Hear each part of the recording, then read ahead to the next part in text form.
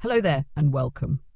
Tonight I invite you to step softly with me into the misty corners of a time long gone, when the world felt larger, shadows danced longer, and every creaking branch held a mystery. We're travelling back to the medieval ages, a time not only of knights and castles, but of deep, peculiar beliefs, of strange rituals whispered by candlelight, and of superstitions so bizarre they can only make sense in a world ruled more by fear than reason. This story, told in gentle tones and unhurried words, will carry us through 24 eerie glimpses of medieval superstitions that were frankly out of control. Some are odd, some unsettling, and some so tender in their naivety that they just might charm you. So settle in, get comfortable, let your breathing slow, close your eyes if you like, and let's begin. In the stillness of a thatched cottage beneath a moonlit sky, a mother clutches a pouch of dried bat wings in one hand and her infant son in the other. Her face is worn, shadowed by sleepless nights and the flickering candlelight. She's been told, by her grandmother and the midwife and the women who gather by the village well, that this is the only way to keep the evil spirits from stealing his soul before dawn. To us, this might sound like something from a bedtime tale, dark and absurd. But to her, and to millions across the medieval world, it was truth, or at least a truth. A patchwork of inherited fears and whispered wisdom passed down like heirlooms, these superstitions gave comfort, explanation, and a sense of control in a world that was anything but predictable. You see, the medieval world was ruled not just by kings and clergy, but by invisible forces. Demons that brought illness, fairies that swapped babies in their cribs, omens seen in flocks of birds, and miracles found in the bones of saints. Logic, as we know it, was a rare commodity. Illness wasn't caused by bacteria, it was punishment. Crops didn't fail because of bad weather, they failed because someone had looked at them with envy. The people of this time, farmers, nobles, monks, children, all lived in a world thick with mystery.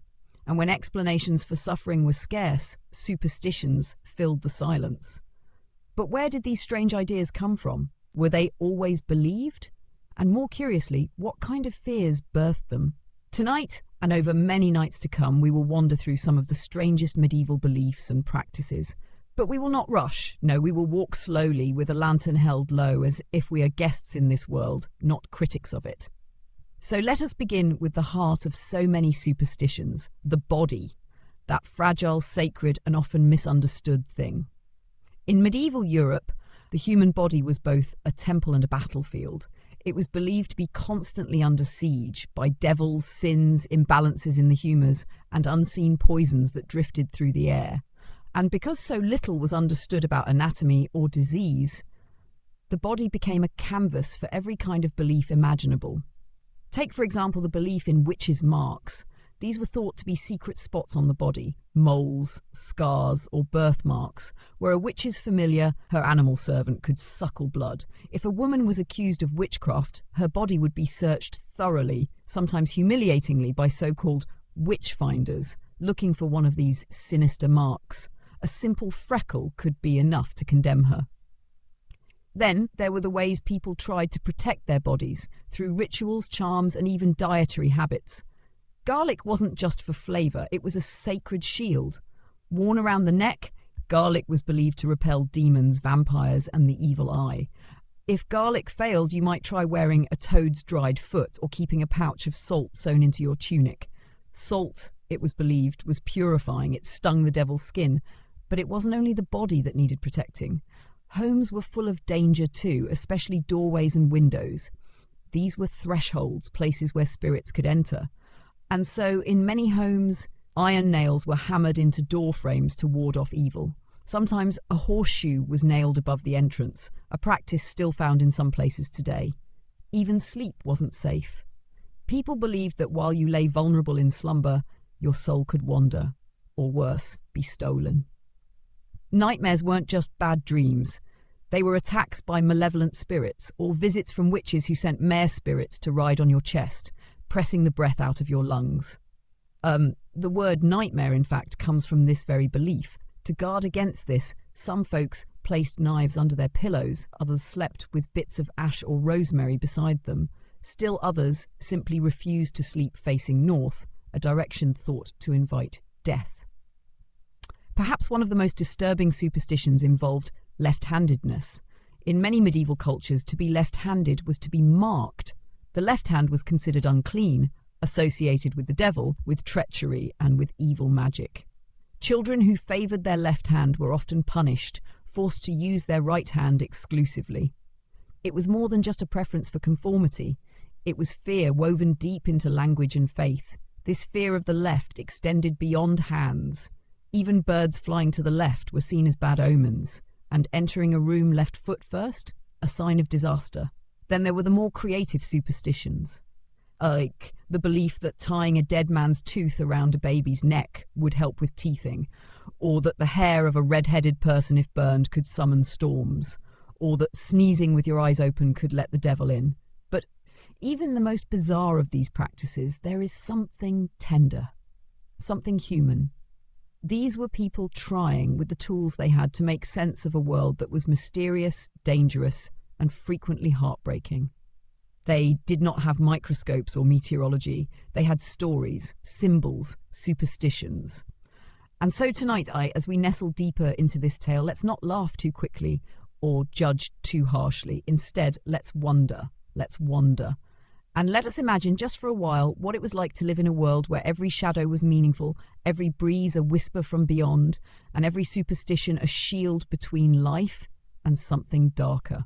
We'll continue our journey in the next part, where we'll descend into the chilling world of medieval death rituals and the strange ways people tried to keep the dead from coming back. But for now, rest easy and drift. Welcome back. The night deepens and the wind outside quiets to a hush, as if nature itself holds its breath.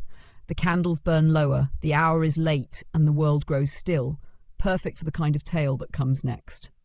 Tonight, we leave behind the living for a little while and step gently among the dead.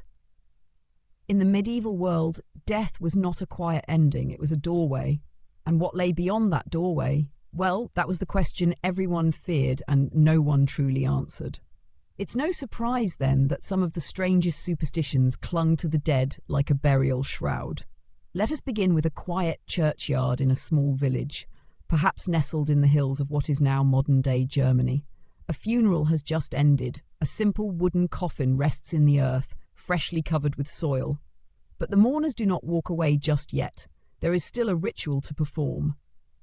One born not of religious doctrine, but of deep-seated superstition. The village priest, under his breath, utters a final prayer. But the old woman beside him, older than any of the tombstones around them, mutters something else. Her words are not in Latin. They are older, tangled with local lore. Her fingers grip a bundle of dried herbs, mugwort, yarrow, and St. John's wort tied with a crimson thread. She sprinkles it on the grave and steps back quickly, eyes darting toward the woods. Why such care? Because she fears, like so many in her village, that the dead may not stay dead.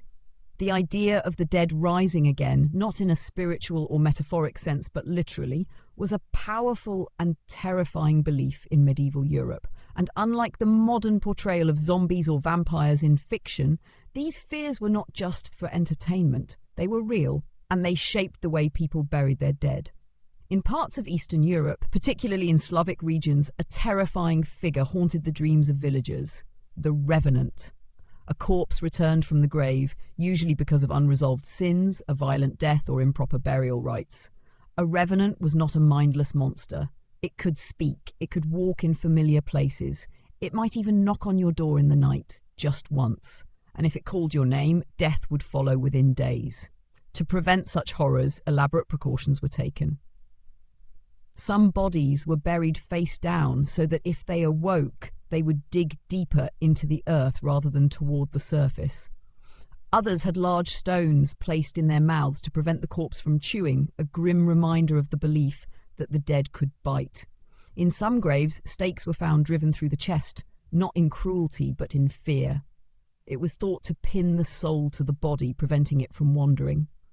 In other cases, people scattered poppy seeds or small grains in the coffin or at the gravesite. The idea was that if the corpse tried to rise, it would be compelled to count every seed before it could escape, a task that hopefully would take it until dawn, when the rising sun would drive it back into the earth. It wasn't just the body of the deceased that stirred such fear, it was their presence. Many believed that if a dying person locked eyes with you at the moment of death, they could drag you with them. Thus, in some households, mirrors were covered, windows were opened, and doors unlocked to let the spirit depart freely without obstruction or confusion. And what of the bells? Small bells were sometimes tied to the wrists or ankles of the newly buried. This gave rise to the term dead ringer. Though many claim this was a safety precaution in case of premature burial, and in some rare cases it was, more often these bells served a superstitious purpose. If the dead stirred, the bell would ring. A warning, not a rescue. But perhaps the strangest death-related superstition came not from fear of the dead themselves, but from fear of what they could see. It was once believed that the eyes of the recently deceased could reflect the last thing they saw. In some medieval communities, if a person was murdered, their body would be carefully examined, sometimes even by torchlight, to see if the killer's face could be seen, frozen in the glassy sheen of the victim's eyes. This idea, though medically impossible, was deeply feared and led many murderers to destroy the eyes of their victims, just in case. In monasteries and religious communities, death was treated with reverence but also caution. The presence of a dead monk was seen as sacred, but also risky. Prayers were spoken in precise order. Incense was burned, not only to cleanse the air, but to keep away wandering spirits. Holy water was sprinkled not just as a blessing, but as a shield. Even the church bells themselves played a role in superstition. When someone died, the bell was rung in a series of patterns. These were not just announcements to the living, they were signals to the spirit world. A way to guide the soul, or perhaps to warn other spirits not to interfere. The echo of the bell was thought to echo across both worlds, a sound the dead would hear as they crossed over. Of course, many of these beliefs varied from region to region, shaped by the culture and terrain. In the cold northern reaches of Scotland, cairns, stone mounds, were not just markers for the dead, but prisons for restless souls.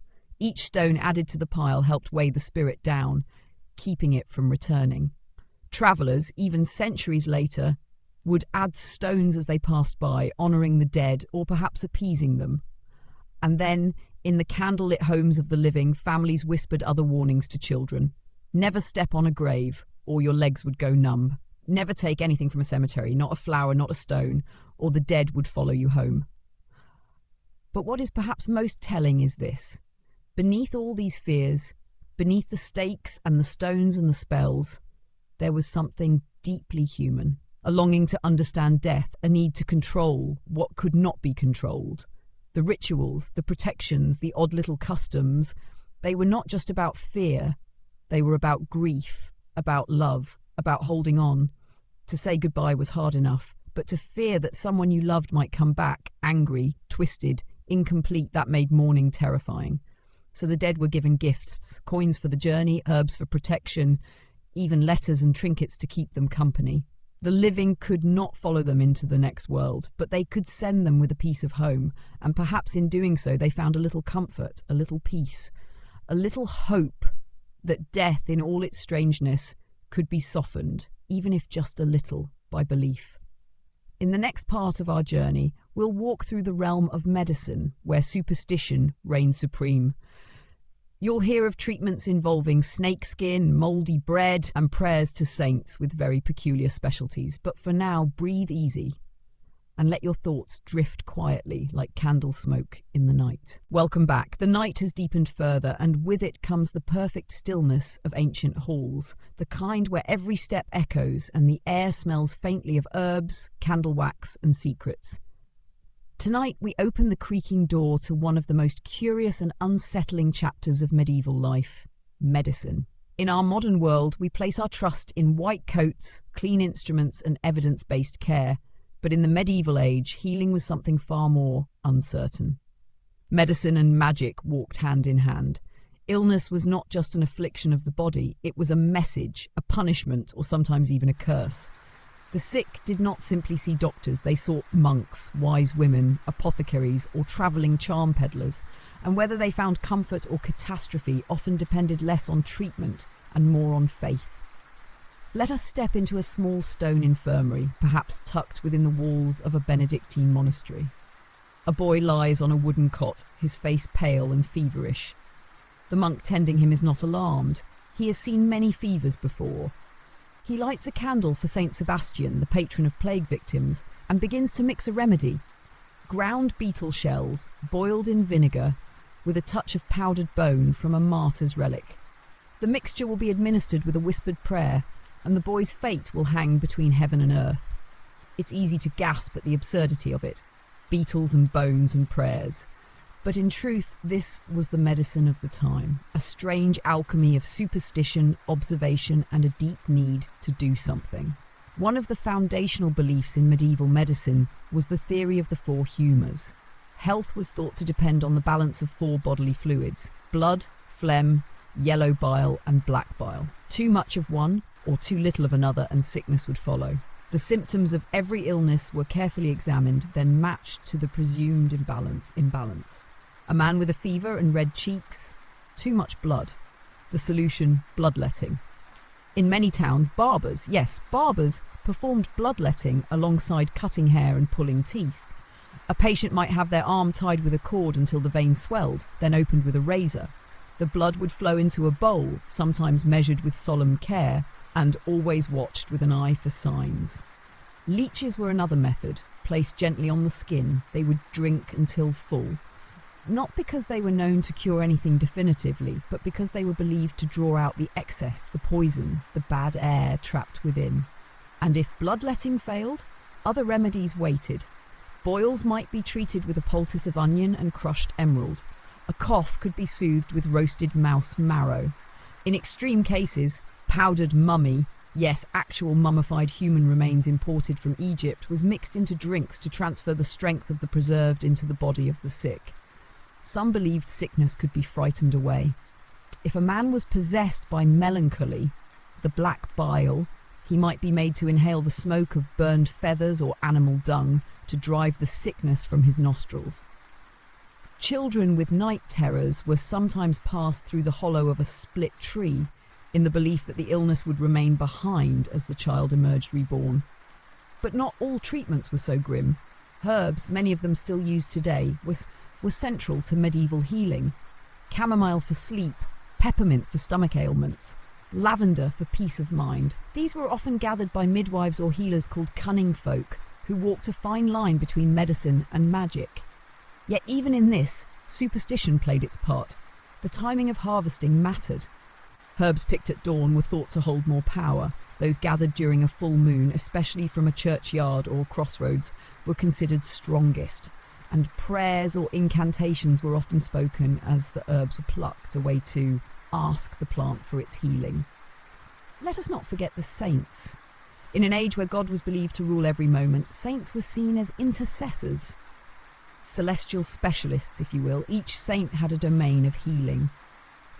Saint Apollonia was called upon for toothaches, Saint Lucy for eye troubles, Saint Roch for plague, and Saint Dymphna for madness. Pilgrims would travel great distances to holy shrines where relics of these saints were kept. They would bring offerings, sleep beside the bones of the blessed, and drink water from nearby springs said to have miraculous powers. For some, healing came. For others, only hope. The fear of disease was especially strong when it came to plagues. The Black Death, which swept through Europe in the 14th century, left a deep scar on the medieval mind. As bodies piled in streets and entire families vanished overnight, people turned to strange solutions. Some carried pomanders, small balls filled with spices to keep the air sweet and pure. Others walked in processions, whipping themselves with cords in hope of atoning for the sins they believed had caused the plague. Still others blamed foreigners, witches, or even celestial alignments, grasping at anything to explain the horror. And yet in these moments of darkness, one can see the fragile light of human effort. They tried. They tried with herbs and charms, with fasting and prayer. They tried with rituals whispered in secret, with amulets of dried toads, with pilgrimages to distant cathedrals. It is easy now to scoff, but let us not forget. The need to heal is one of the oldest instincts we have, and in the absence of knowledge, people filled the void with belief. with ritual, with anything that made them feel less helpless. Even now, echoes remain. We still knock on wood, still toss salt over our shoulders, still drink teas made from roots gathered long ago. Perhaps a part of us still lives in that ancient rhythm, where healing is not just about science, but about story and spirit. In our next gentle chapter, we will slip into the quiet realm of childbirth, a world of pain, prayers, and fierce protection, where women shielded themselves with amulets and angels against the terrors that waited in the dark. But for now, rest. The night is long and the past still hums softly all around us. Let it sing you towards sleep. Welcome back. The fire has burned low now, its light flickering across stone walls like the quiet breath of a sleeping world. Outside, the owls stir. Inside, the hush is thick, as if the house itself is listening. Tonight we walk to a chamber even more intimate, more sacred and more fraught than any battlefield. A place of blood, breath and life teetering so close to death, the medieval birthing room. In the Middle Ages, childbirth was not only a miracle, it was a trial, a moment when a woman stepped one foot into the grave to bring forth life. To be pregnant was to live at the edge of mystery, where joy and dread mingled, where prayers became whispers in the dark, and every movement of the unborn child felt like a secret message from something beyond. Medicine could do little. Men, even learned physicians, were almost always excluded from the birthing room. This space belonged to women, to midwives, to mothers and grandmothers, to sisters and neighbours, and to spirits.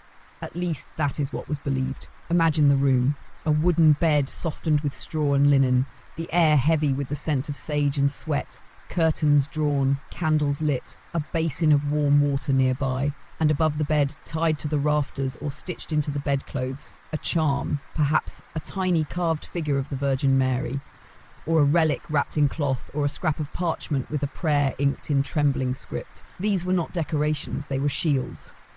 Because childbirth was not simply a physical ordeal, it was a spiritual siege. It was believed that demons circled like wolves during labour, evil spirits, jealous of life, drawn to the pain and vulnerability of the moment.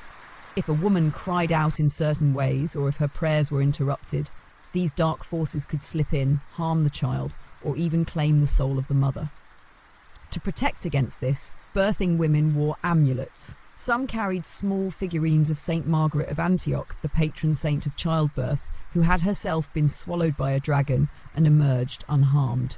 A symbol of endurance, of triumph over the impossible.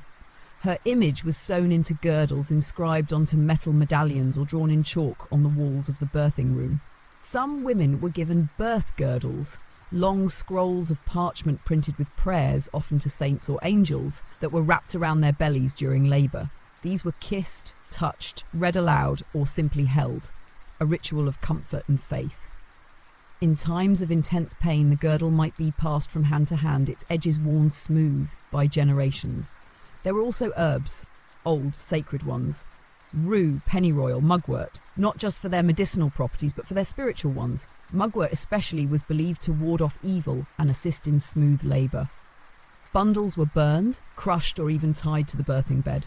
And yet, despite all this, despite the care and ceremony, many births ended in tragedy. When a baby was stillborn, the grief was compounded by fear that the child unbaptized would be denied heaven.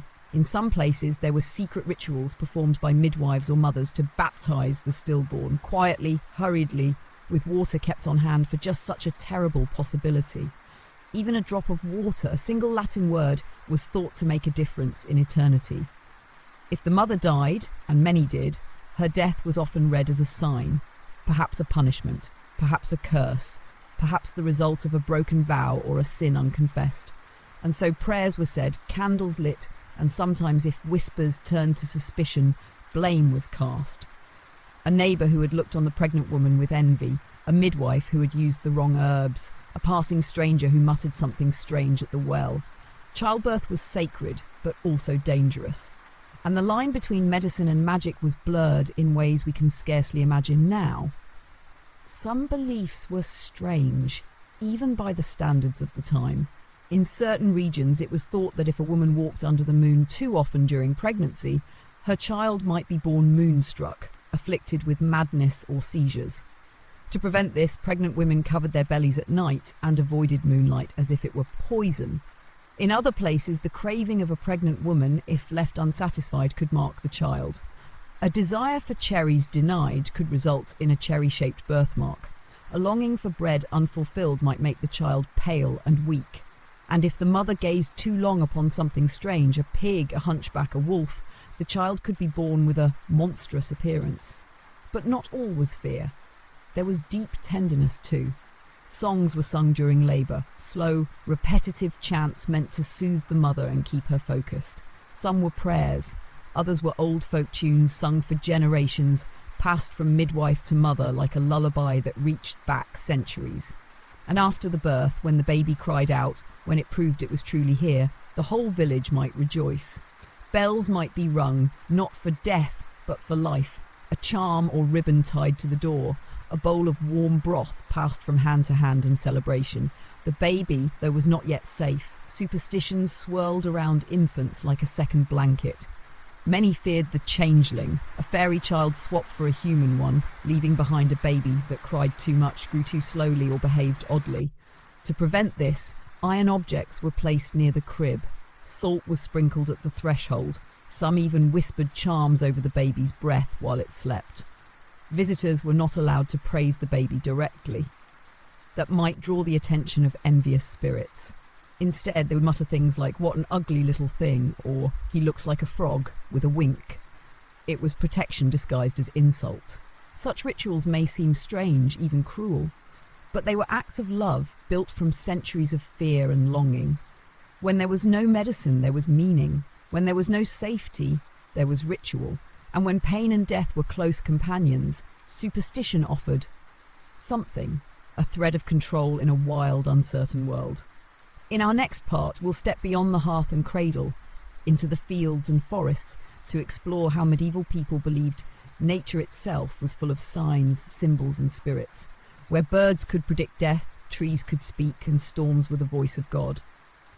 But for now, close your eyes if they're not already closed. Let the hush of the birthing room settle in your bones, and sleep like the newborn, under the watch of angels and whispered prayers. Welcome back. Tonight, let us step softly out from the hush of the hearth, past the garden gate and into the living breath of the natural world, into the forests, meadows and skies of the medieval imagination, where nature was not just a backdrop, but a vast and pulsing web of signs. To a medieval mind, every rock and root, every gust of wind was filled with meaning. The world was alive, not just with creatures, but with spirits, omens and unseen hands. You didn't just walk through a forest, you passed through a sacred realm. And to misunderstand its messages could bring misfortune or worse. Let's begin in the clearing of a dense wood, sun-dappled and soft, quiet except for the rustle of leaves and the song of birds. A young shepherd kneels beside a pool of water, watching his own reflection ripple and vanish. He's not just resting, he's listening. Not for wolves, but for signs. Above, a flock of crows passes overhead. 4 of them, black wings carving the sky. He makes the sign of the cross quickly. 4 crows, he's been told, mean death is near. 1 crow is a blessing, 2 a wedding, 3 a birth. But 4, death. Always death. Birds, in medieval superstition, were messengers. Their numbers, direction, even their cries carried weight. The hoot of an owl near a house foretold doom. A magpie seen alone might be a thief or a spy for the devil. And the robin, sacred and gentle, was believed to carry the souls of the dead on its tiny wings. People watched the skies with nervous reverence. Eclipses were warnings, unusual cloud shapes signs. A sudden gust of wind at noon when the sun stood high and firm might signal a shift in fate. Lightning that struck a tree wasn't just weather, it was divine displeasure, a mark burned into the land by the hand of God. Storms especially were feared. Thunder was the voice of angels battling demons in the heavens. Rainbows, by contrast, were seen as holy bridges, brief, bright connections between this world and the next. But the earth, too, was filled with stories. Certain trees were never to be cut. The elder tree in particular was sacred. It was said that a spirit, sometimes a witch, sometimes a guardian, lived within. To harm an elder tree was to invite sickness upon your household. So if a branch was needed, one had to speak to the tree first, ask permission, leave a gift, whisper an apology. Oak trees were powerful. Ash trees, protective. Rowan trees, especially in the Scottish Highlands, were thought to ward off evil spirits. Many families planted them near their homes and hung red ribbons from their branches. And then there were crossroads, places where paths met and parted. These spots, where direction fractured and choice was demanded, were seen as thin places where the veil between worlds grew sheer. Spirits gathered there. Deals were struck. The devil, it was said, often lingered at a crossroads, waiting for someone desperate enough to bargain. Many feared travelling near them at night. If one had to, salt might be scattered as protection or a prayer muttered with each step. Some stories tell of travellers who vanished at a crossroads only to return days later, changed, quiet, unwell, or never returned at all. Water held its own power. Springs, especially those bubbling from deep within the earth, were seen as portals, sources of both healing and enchantment. People threw pins, coins, or bits of cloth into sacred wells in exchange for blessings. They bathed in holy waters, hoping to cure illness or lift a curse. But rivers could also mislead. It was believed that certain stretches of river, especially ones that curved strangely or flowed too fast, were haunted. Spirits could lure travellers to their deaths with soft laughter or lights that danced on the surface. The will-o'-the-wisp, a ghostly flicker of light, might lead a man deep into the marshes until he vanished into the fog. And the stones. Oh, the stones. Some were just rocks, of course, but others pulsed with legend. There were standing stones, ancient and tall, believed to be giants turned to stone by some forgotten curse. People whispered that these stones moved at night, drinking from nearby streams, returning before dawn. To sleep beside one was to invite visions. To move one? A death sentence. Even certain hills and mounds were treated with caution. Fairy mounds, they were called. Hollow hills where the fae were said to dwell. People left offerings at their base. Bread, milk, bits of cloth, and above all, they never ever disturbed the soil. The fair folk, or the good people as they were called, were not the delicate winged creatures of children's books. In medieval belief, fairies were powerful, unpredictable, and often dangerous. They could bless, but they could just as easily curse. A missing child, a sudden madness, a withered crop, all could be blamed on them. To protect oneself, iron was key. Iron nails in the lintel, iron shears under the bed, a sprig of rosemary in one's pocket, and never under any circumstances should one say aloud that fairies were wicked. That might be overheard. Even animals were messengers. A hare that crossed your path might be a witch in disguise. A black dog seen more than once, a death omen. Cats, especially black ones, were watched carefully. In some places they were revered, in others feared as the companions of witches or demons. People believed that animals could see what humans could not. Dogs that howled at empty corners, horses that refused to cross certain bridges, cows that stopped giving milk without cause. These were not shrugged off as strange behaviour. They were signs. The rhythm of medieval life pulsed in step with the natural world. People, planted by the moon, harvested by the stars, read their fate in the wind. And while we may now see these superstitions as quaint or curious or even laughable for those who lived in that world, that quieter, darker world, they were maps. Ways to survive, ways to interpret the mysterious hand that moved behind the curtain. Nature was never neutral. It watched, it warned, and it waited. In the next chapter, we will tiptoe into the silent corridors of medieval dreams, where the mind was no safer than the waking world, and where even your sleep could be a battlefield of omens, curses, and divine messages. But for now, let the hush of the forest settle over you like moss.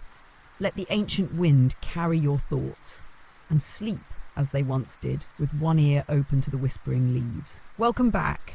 The fire is now a quiet glow, not flame but ember. Its warmth no longer dances but lingers like memory. Outside, the world is hushed in velvet dark, and the moon hangs heavy above sleeping roofs and fields. It is the hour when the body rests, but the mind begins to wander. Tonight we step gently into the realm of dreams, a world behind the eyelids, both sacred and treacherous. In the medieval imagination, dreams were not frivolous or random, they were messages. Portents, visions, sometimes divine, sometimes dangerous.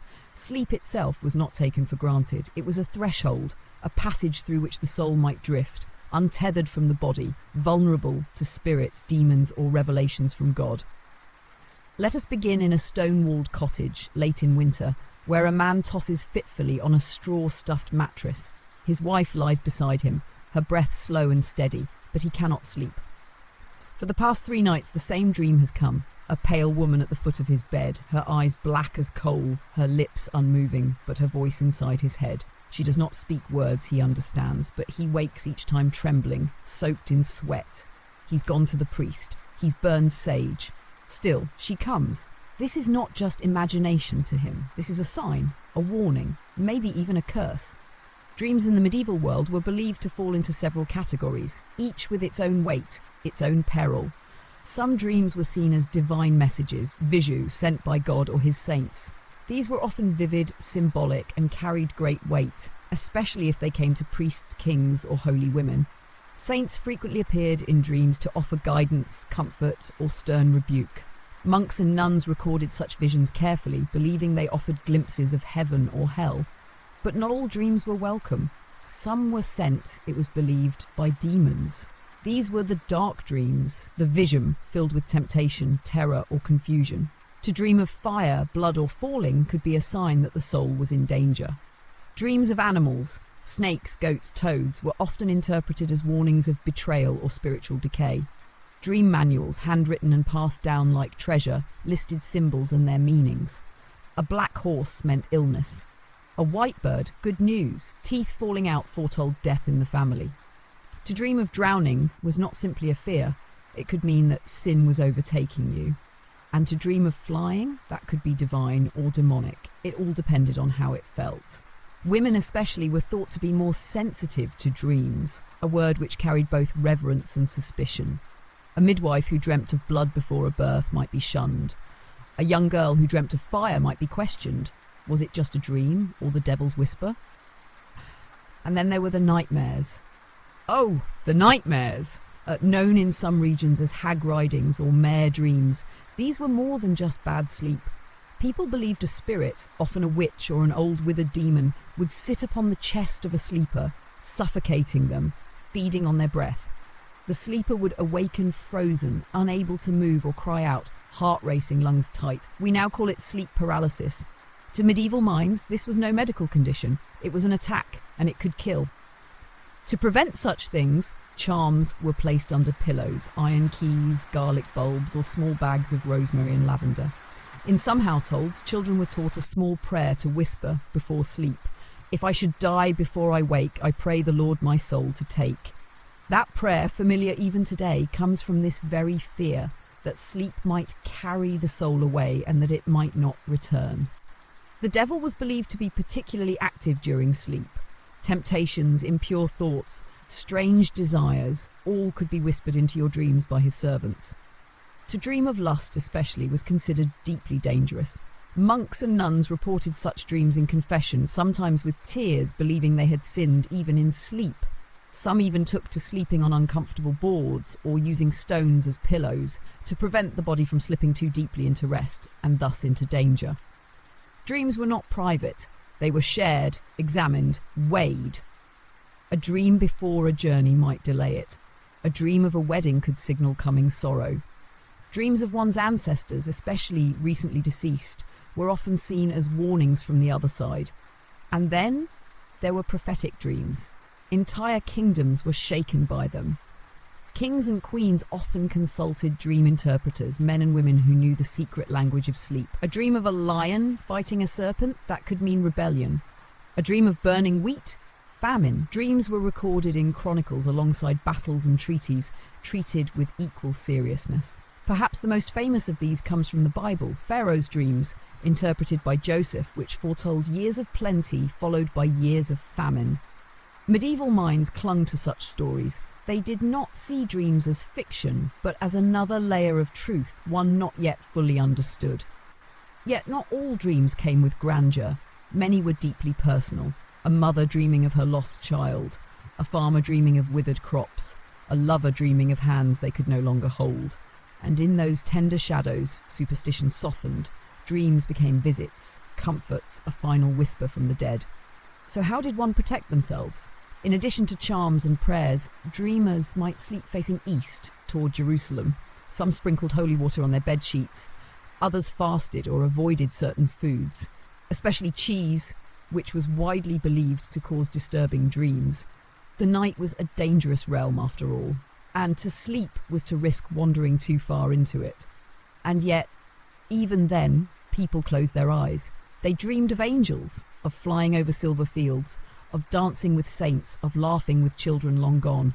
The dream world in all its strangeness was not always cruel. Sometimes it was the only place where hope could live. In the next part of our journey, we'll explore the world of curses, how they were cast, feared, and even broken.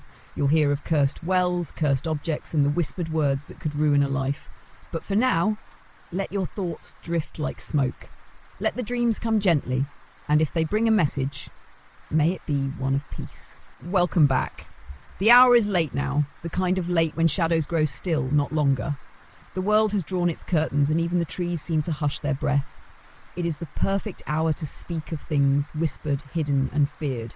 Tonight we slip quietly into the dark and twisted world of curses.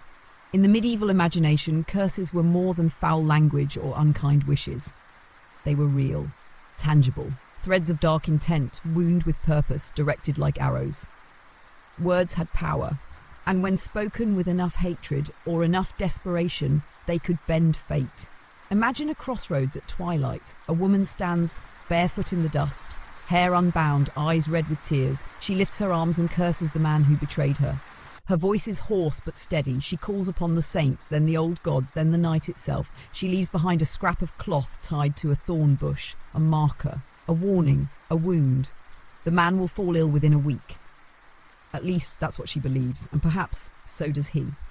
You see, the strength of a curse in the medieval world was not only in the words spoken, but in the belief they stirred. Fear gave the curse its claws.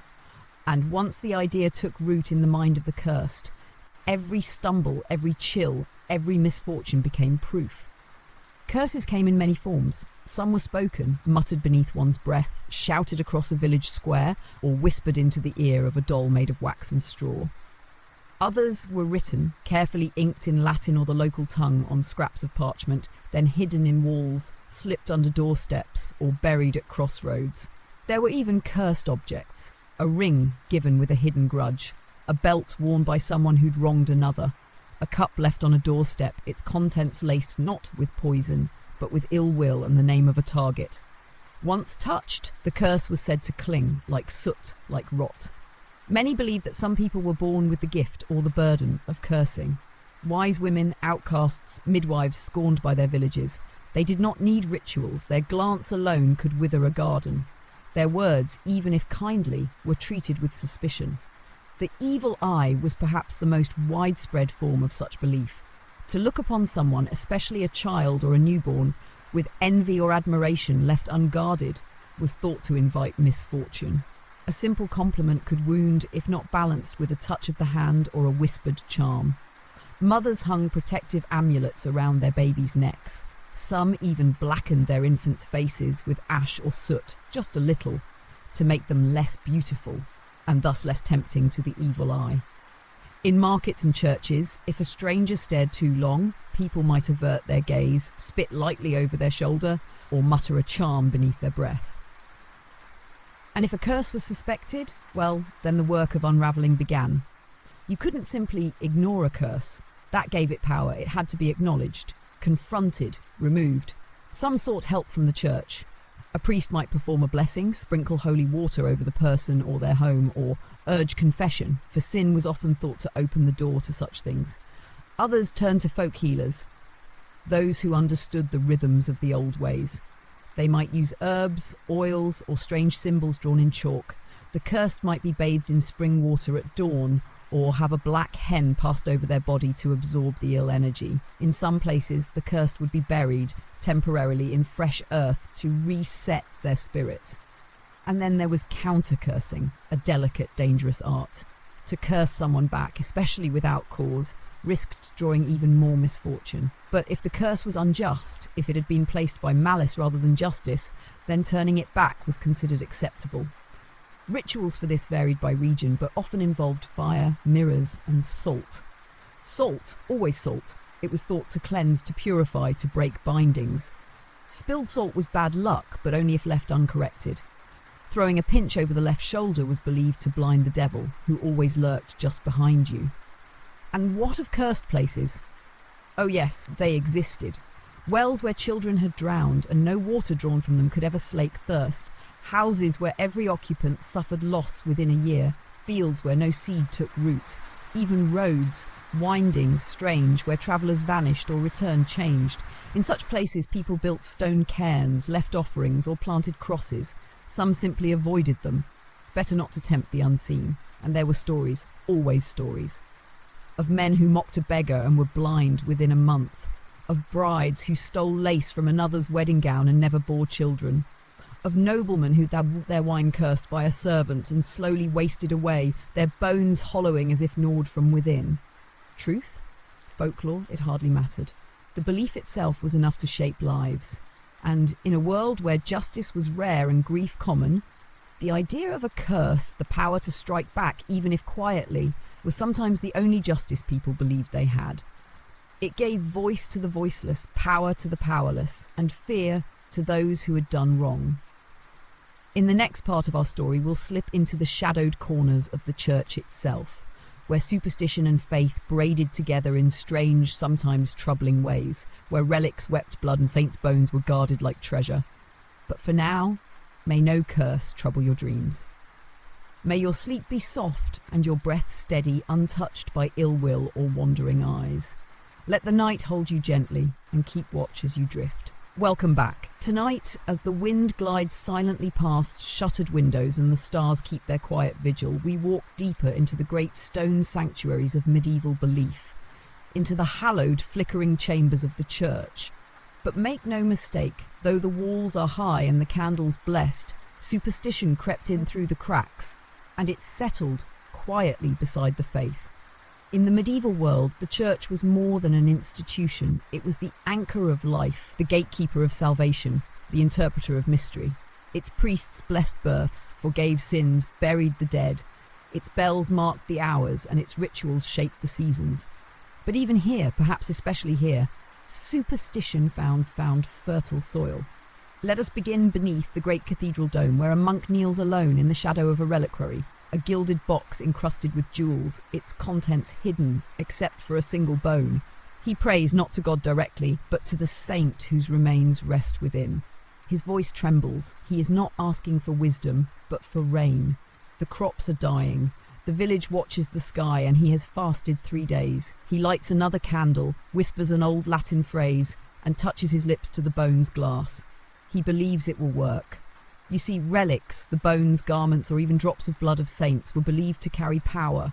They were not mere memorials, they were conduits. Some said they healed the sick, others that they protected entire towns, still others that they could bring about miracles, or punish those who doubted. The churches that possessed the most powerful relics became pilgrimage sites. Men and women travelled for days or weeks just to kneel before a piece of St. John's finger, or to see the dried blood of St. Januarius liquefy on a holy day. And sometimes the relics bled. Yes, it was whispered that on certain nights, or during times of war or pestilence, a relic might weep, or bleed, or glow. Monks kept records of such events, often including them in illuminated manuscripts with golden script and red ink. To question such miracles was dangerous. To speak of them too freely was unsettling. Then there were the sacred objects. Holy water, of course, was a staple, but in some communities, water from certain fonts was said to cure madness. In others, a piece of the true cross, if kissed in the right season, could prevent illness for an entire year. Church bells, too, were more than tools. They were believed to drive back storms, to scare away demons. When thunder rolled across the hills, monks would ring the largest bell, believing its chime broke the sky's anger. In parts of France and Germany, bells were baptized like children, given names, anointed, dedicated to saints.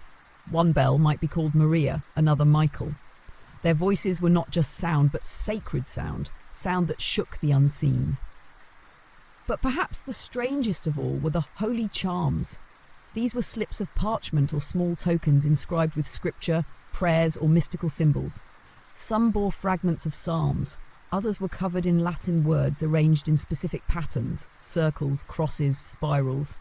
They were believed to protect the bearer from disease, lightning, drowning, even execution. Though officially frowned upon by church doctrine, such charms were everywhere, worn in pockets, sewn into clothing, hidden in walls. Even priests used them, quietly, discreetly.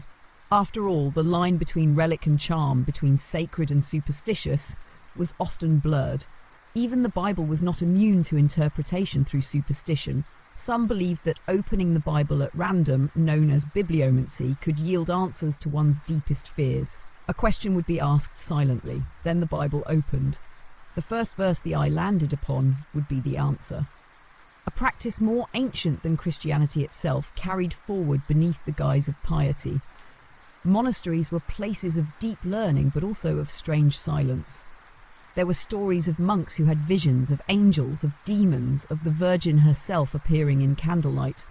Sometimes a monk would awaken screaming, convinced he had seen the devil in the cloister. Others wept for hours after receiving a dream they could not describe. And what of exorcisms?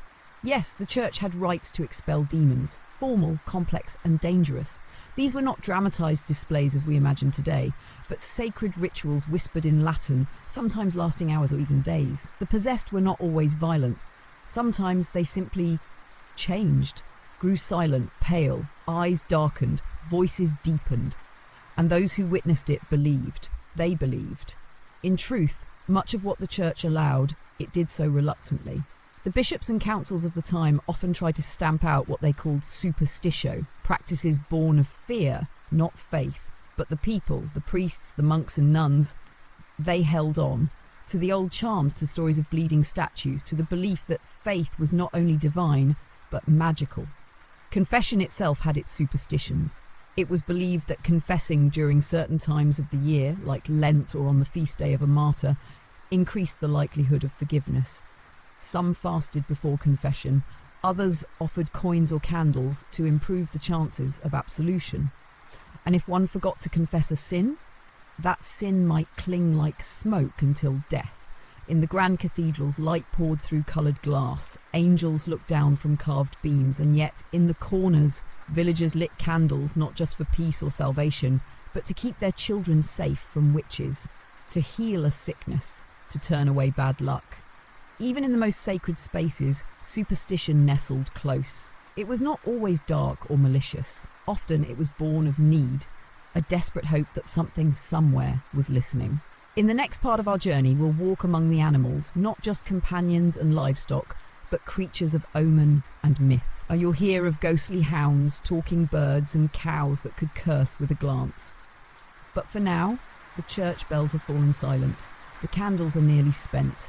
Let us sleep beneath stained glass shadows where angels keep watch and the air still smells of incense and old whispered prayers.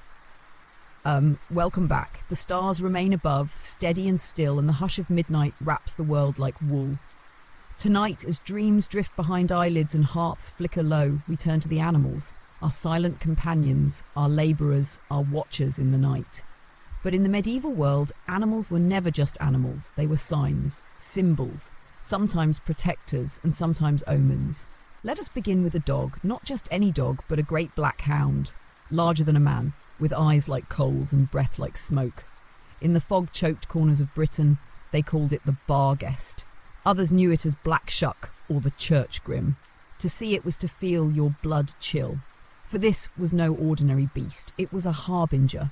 Villagers told stories in hushed voices of travellers walking alone who glimpsed a shape beside them, silent and pacing, of churchyards where the hound sat atop gravestones watching.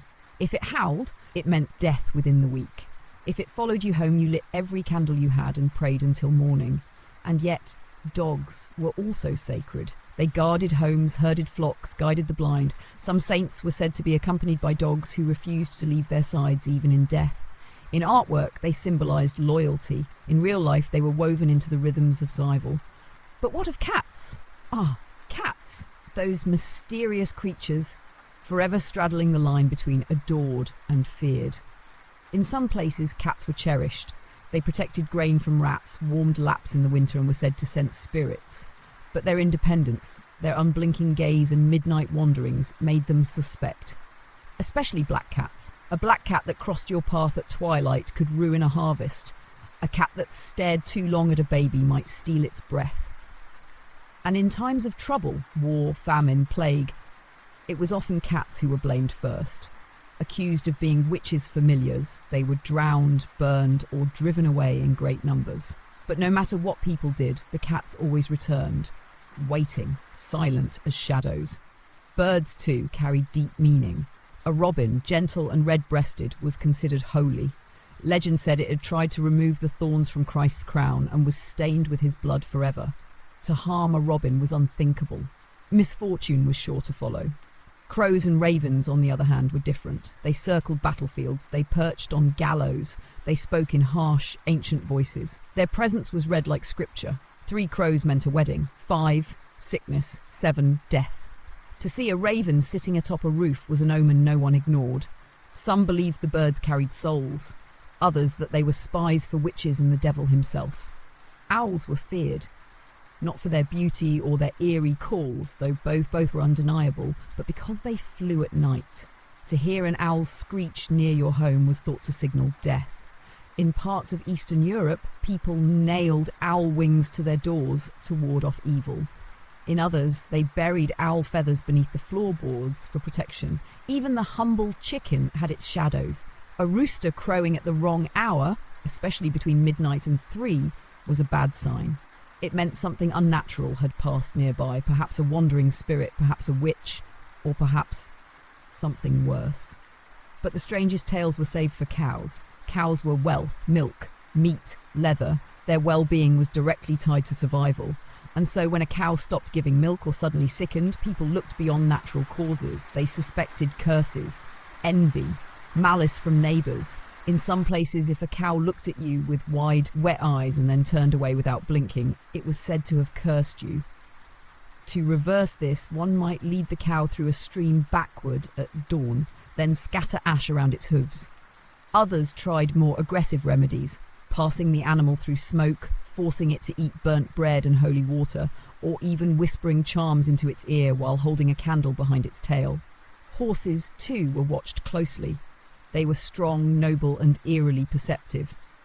If a horse refused to enter a stable or stopped suddenly in the road, it was believed to sense something unseen, a ghost, a fairy, or a shadowed figure from another world. Some horses were thought to dream. If you found your horse sweaty and wild-eyed in the morning with tangled mane and trembling legs, it was said to have been ridden by witches in the night. These witches, or sometimes the fae, would steal the animal, ride it through the air, and return it before dawn. As a defence, people braided the manes of their horses and tied iron bells around their necks. And the bees, oh the bees. To keep bees was to court both blessing and curse. They were sacred, tied to St. Ambrose, the patron of beekeepers. But they were also proud. They had to be informed of every major event in the household. When someone died, you told the bees. When a child was born or a wedding was planned, you told the bees. If you didn't, if you forgot or ignored them, the bees might die or leave or stop making honey. Some would even hang black cloth on the hives during funerals so the bees could mourn too. And then there were the frogs and toads, the snakes and bats, each carrying their own tangled meanings. Frogs were often thought to carry disease, toads used in curses. Snakes both feared and revered, linked to sin, yes, but also to hidden knowledge. And bats were seldom seen without someone making the sign of the cross. Yet through all of this, the fear, the reverence, the superstition, one thing becomes clear. Medieval people didn't just own animals. They lived with them. They listened, they watched, they believed. Animals, in their eyes, were not separate from the spiritual world. They moved through it, reacted to it, echoed its moods. In the next part of our journey, we'll venture into the rituals of protection, the strange, beautiful, and sometimes unsettling things people did to guard themselves from the unknown.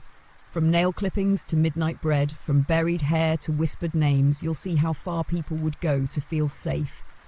But for now, may your sleep be light, your dreams free of wings or howls, and may no creature stir beyond your window tonight. Let the world settle around you, like fur, like feathers, like silence. Welcome back. Tonight, as the moon traces its silent arc above sleeping rooftops and the wind stirs only the thinnest branches, we arrive at a subject as old as fear itself. the art of protection. In the medieval world, life was fragile. Invisible threats lurked in the woods, in the wind, in the look of a stranger. And so people turned to what they could control, rituals, objects, and actions that promised safety, if not certainty. These were not grand spells or the work of high sorcery. These were simple, everyday magics.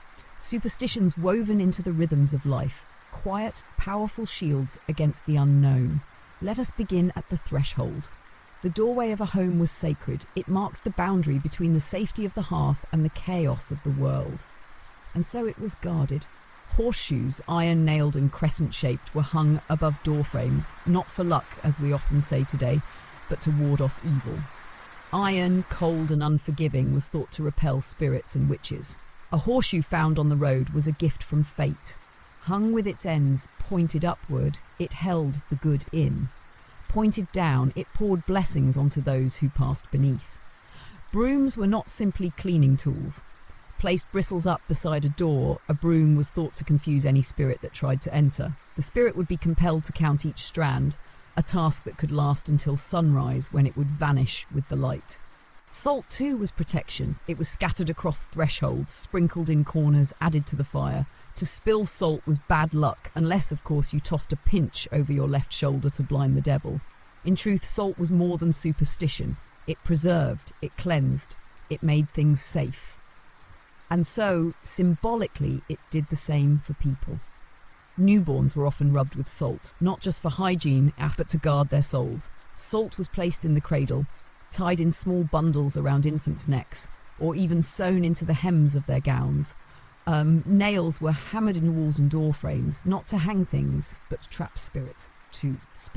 In Scandinavia and the British Isles, iron nails driven into a tree or post at midnight were believed to absorb illness or misfortune.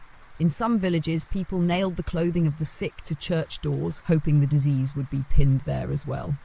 Personal items carried meaning too. Hair was powerful. It was part of you, a link to your essence.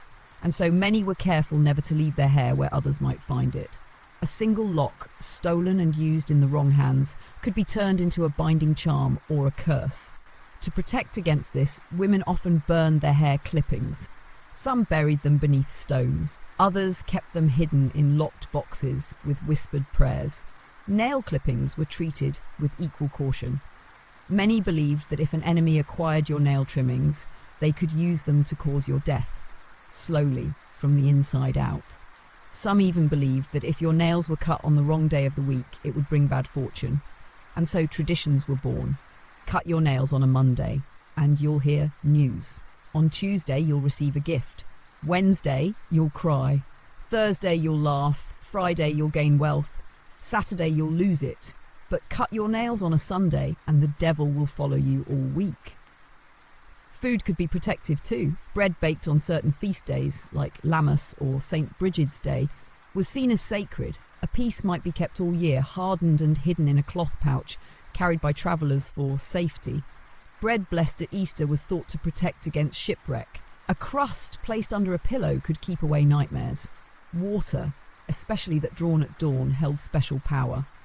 Midsummer dew, collected from meadow grass before sunrise, was believed to cure skin ailments, bring beauty, and protect against envy. Women would rise early on midsummer morning to walk barefoot through the fields, letting the dew soak their skirts. Some gathered it into jars, kept it in dark cupboards, and dabbed it behind their ears before entering unfamiliar homes. Fire, too, had its own set of rules. The hearth was sacred. To let the fire die out overnight was risky, not just for warmth, but for safety. A cold hearth could invite spirits, illness, or death. On certain nights, like Beltane or Samhain, special fires were lit outside. Families would bring embers from those blessed fires back to their homes, rekindling their hearths with sacred flame.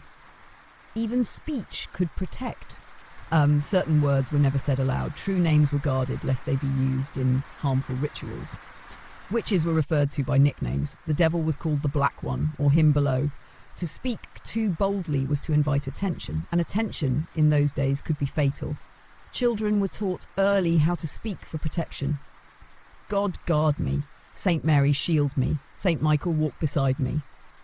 These small incantations, spoken before stepping outside or when hearing a strange noise at night, became second nature, as essential as breathing. In times of sickness, people turned to objects called witch bottles. These were glass or ceramic vessels filled with protective ingredients: nails, pins, bits of bone, hair, urine, salt, herbs. Once sealed, they were buried beneath the hearth or hidden in walls. The belief was simple. The bottle would attract any curse or spirit sent to harm you, trap it inside and hold it forever. Sometimes coins were hidden beneath thresholds, or small carved faces were built into the stonework of churches, grotesque, wide-eyed and grinning. These were not decorations, they were guardians, watchers, silent protectors of sacred space. And if all else failed, there was silence, a quiet pact between people and the world around them. Never speak of your good fortune too loudly. Never praise a child too openly. Never laugh too freely near a place of death. The louder the joy, the more likely something would come to take it away. So people protected their happiness like a secret flame, not hidden but shielded, tended carefully, surrounded by ritual.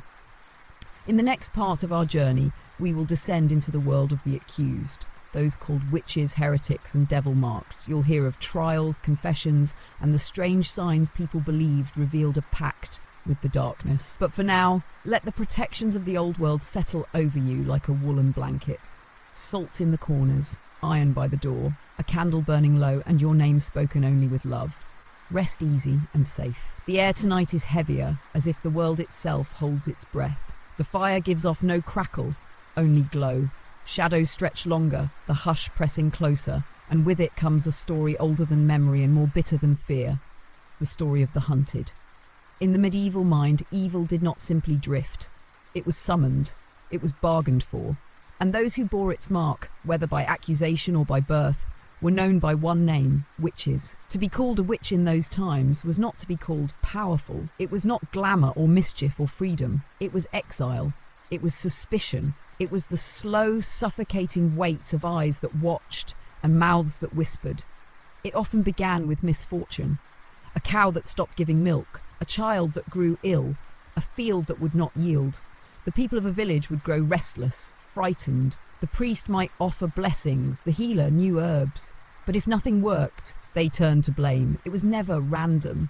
It was the widow who lived alone, whose garden thrived while others wilted. The midwife who muttered to herself, the old woman with clouded eyes and too many cats, the girl who had no family, the one who asked too many questions, the one who knew too much. They were called witches because they were different, and difference was dangerous. A single accusation could unravel a life, and once suspicion took root, it grew like ivy. There were signs, the people believed. A witch might have a mark, a mole, a birthmark, a scar in the wrong place. These were called devil's marks. It was said the devil touched his followers with a cold finger, leaving behind a spot that would not bleed, no matter how it was pricked. And so the search would begin. Women, and sometimes men, were stripped and examined, their skin searched inch by inch for signs. If a mark was found, they were poked with long needles. If the spot did not bleed or cause pain, it was proof. Other tests were worse. The swimming trial was one of the most feared. The accused would be bound and lowered into water. The logic was cruel. Water was pure, and if the accused was innocent, the water would accept them. They would sink, but if they floated, even slightly, it was seen as rejection. Proof of guilt. Of course, many floated, especially when bound, and those who sank often drowned before they could be pulled from the depths. There were also touch tests in which a suspected witch was brought before someone afflicted, a child, a villager seized by fits. If the touch of the accused calmed the victim, it was said to confirm their guilt. The reasoning was twisted. Only the one who cast the curse could remove it. And if you confessed, you might still die, but it would be swifter. Confession was extracted not through gentle questioning, but through torment. Sleep deprivation, isolation, hunger. Inquisitors would record confessions at dawn after long nights of fear. Names were demanded. How many others had joined you? Where did the witches meet? What beast did the devil send to you? These meetings, they believed, were real. They were called sabbats, gatherings held at night in forests or fields where witches danced and feasted, where unbaptized babies were sacrificed, where oaths were sworn in blood. The devil, they said, came in the form of a man, a goat, a shadow. There was a kiss somewhere on the body, usually in shameful places, to seal the pact. These were the stories recorded in dusty ledgers, repeated in courts, preached from pulpits, and they were believed so fiercely that people turned on their own. A mother might accuse her daughter, a child his grandmother, a husband his wife. Fear broke every bond, but beneath the horror there was something quieter, something sadder. Many of the so-called witches were healers, women who used herbs, who helped with births, who knew how to ease pain. Their knowledge was old, passed from hand to hand, not from books, and that made it dangerous. The church distrusted knowledge it did not control. The law distrusted power it did not grant. And so healing became heresy. Other accused witches were simply unlucky. They had the wrong face, the wrong past. They lived at the edge of town. Or they had survived something others had not. Illness, grief, poverty. Survival can look like sorcery in a world where most don't survive. And so they burned. Not all, of course. Not everywhere. But enough. In Germany, in Scotland, in France, in Poland, in England, thousands were executed, most of them women. Some were hanged, some were drowned, others burned in the square while the town watched in silence or in celebration. They say the smoke of those fires still lingers, that it clings to the soil, the stones, the wind, that it remembers. And in quiet places, the stories are still told. Of a healer with eyes like spring leaves taken at dawn, of a girl who danced too freely, laughed too loudly, and was never seen again. Of a man who spoke to birds and woke one morning with rope burns on his neck. These stories are not about magic. They're about fear, about control, about the cruel simplicity of blaming someone when the world feels too heavy. In the next part of our journey, we'll walk into the courtrooms of kings and villages alike, where trials of ordeal tested innocence, not with reason, but with fire, water, and impossible demands. But for now, let the embers fade gently in your thoughts. Let no names be whispered. Let no accusations rise. Let the night offer what the world could not: peace and the silence of safety. The night deepens further still, wrapping the world in a velvet silence untouched by reason. Tonight, we walk not into a battlefield or a shadowed forest, but into something colder. Something harder. A place where fear dressed itself in robes of justice, the medieval courtroom. In an age before fingerprints, before forensics, before the quiet weight of evidence was valued, truth was tested in other ways. Through fire, through water, through pain. These were the trials of ordeal, and for centuries they were seen not as brutality, but as divine judgment. Let us begin with the simplest, the ordeal of boiling water. A man stands before a crowd in the churchyard. His arm is bare. A large cauldron simmers before him, the water roiling and spitting like a thing alive. The priest murmurs a blessing. Holy water is sprinkled. Psalms are read aloud. Then slowly the man reaches in. His task is clear. Retrieve a small stone or metal ring from the bottom of the pot. He plunges his hand into the scalding water, grips the object and withdraws it. His skin blisters instantly. But the pain is not the test. His arm is then wrapped in cloth, sealed with wax, and left untouched for 3 days. When it is unwrapped, if the burn is healing cleanly, if there is no infection, no rot, no sign of divine displeasure, he is declared innocent. If the wound festers, he has failed. He is guilty. This, they believed, was God's hand in action. There was also the ordeal of cold water, less painful but just as cruel in meaning. The accused, often bound at the wrists and ankles, was lowered into a river or well. The logic was a grim mirror of purity. Water, they believed, would accept the innocent. They would sink, welcomed, embraced, but the guilty would float, rejected. This ordeal was most often used in witch trials, though not exclusively. And those who failed the test rarely got a second chance. Sometimes they were hanged, sometimes burned, sometimes simply left to the crowd. And the crowd was often waiting. Then there was the ordeal of fire. In this trial, the accused might be made to carry a red-hot iron bar across a set distance, usually 9 feet or 3 measured paces. The iron was blessed, sometimes with relics nearby, to ensure the truth was revealed. Once the journey was completed, the person's hands were wrapped and sealed, just like in the boiling water trial. Again, 3 days would pass. and again, the wound would decide everything. Other variations involved walking barefoot over hot ploughshares or placing the hand in flame for a moment, all under the watchful eye of clergy and community alike. And then there were trials by swearing, not by pain, but by oaths, and the divine terror of breaking them. A person might be asked to swear their innocence before the altar, upon the bones of a saint, or with their hands on a holy relic. These were not mere words. A false oath was believed to invite divine punishment, not just for the speaker, but for their entire family. The weight of such an oath could cause a person to confess even without evidence. Better to admit guilt than risk eternal damnation. Some ordeals were subtler. The bread and cheese test was reserved for clergy accused of grave sin. The accused would be made to eat a piece of dry bread and hard cheese while reciting a specific prayer. If they choked, coughed, or could not finish the words, they were guilty. It sounds strange now, but this was no joke to them. The belief was simple. The sacred food would not allow itself to be swallowed by the impure. Children and animals were not always spared either. There are stories of infants used as divine judges, their reactions, their cries, their eye movements watched carefully for signs of guilt or innocence in those around them. Even livestock could be called to court. In certain parts of Europe, pigs, cows and goats were actually put on trial for crimes, usually for causing death. A pig that trampled a child might be arrested, tried, and even executed, often dressed in symbolic clothing or shackled like a human criminal. These were not symbolic gestures, they were real trials, with legal proceedings, witnesses and judges. Because in the medieval mind, the world, every part of it was bound by divine law. Justice was not a scale, it was a sword, held by heaven. But of course, not every trial ended in death. Sometimes the wounds healed, sometimes the water swallowed, and the person walked free. Yet even then, the stain of suspicion lingered. A man who had survived an ordeal might still be watched. A woman found innocent might still be shunned, because while God may forgive, people do not forget easily. There were those who knew how to use the system. Landowners, feuding neighbours, jealous rivals, all could accuse. And if the trial ended badly, their hands were clean. It was God who had spoken, God who had judged. The accuser was only the vessel. And so justice became something twisted, something feared, something avoided. The poor suffered most, of course. The powerless.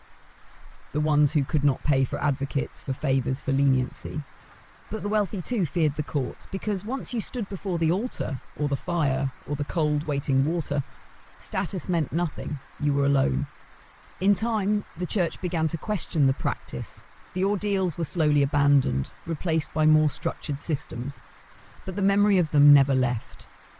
The stories lingered, told in whispers, in old books, in the eyes of those who still feared judgment more than truth. In the next part of our journey, we'll follow the path of fate, the strange tools people use to see the future. From casting bones to reading flames, we'll explore the medieval hunger to know what lay beyond the veil. But for now, may your dreams be free of courts and flames. Let the silence return and the night hold you with steady hands. The world for now does not ask you to prove yourself, only to rest. The night is deep now, velvet and unbroken, the kind of quiet that wraps the soul and makes every breath feel like a secret. Tonight we drift into the realm of fate, that aching eternal question, what lies ahead? In the medieval world where storms ruined crops and sickness came without warning, knowing the future wasn't a luxury, it was a need, a hunger. And so people turned to strange tools, ancient rituals and symbols half remembered from older tongues. They tried to peer through the veil, they called it divination. Not the glamorous predictions of modern fantasy, but something more desperate, more intimate. A peasant woman casting herbs into a fire, a monk watching the way smoke curled from incense, a midwife interpreting a newborn's first cry. They were not trying to see everything. Just enough, just the next step. Let us begin with Sortes Biblicae, the Bible lots. In churches and monasteries, those seeking answers would open the Bible at random, place a finger blindly on the page and take the verse as a sign. Was it guidance? Warning? A promise? They believed God would guide their hand. Some repeated this 3 times to be sure. A nobleman unsure of battle might open to a psalm of triumph. A grieving widow might land on a lamentation. The verse became prophecy. folded into the heart like a letter from beyond.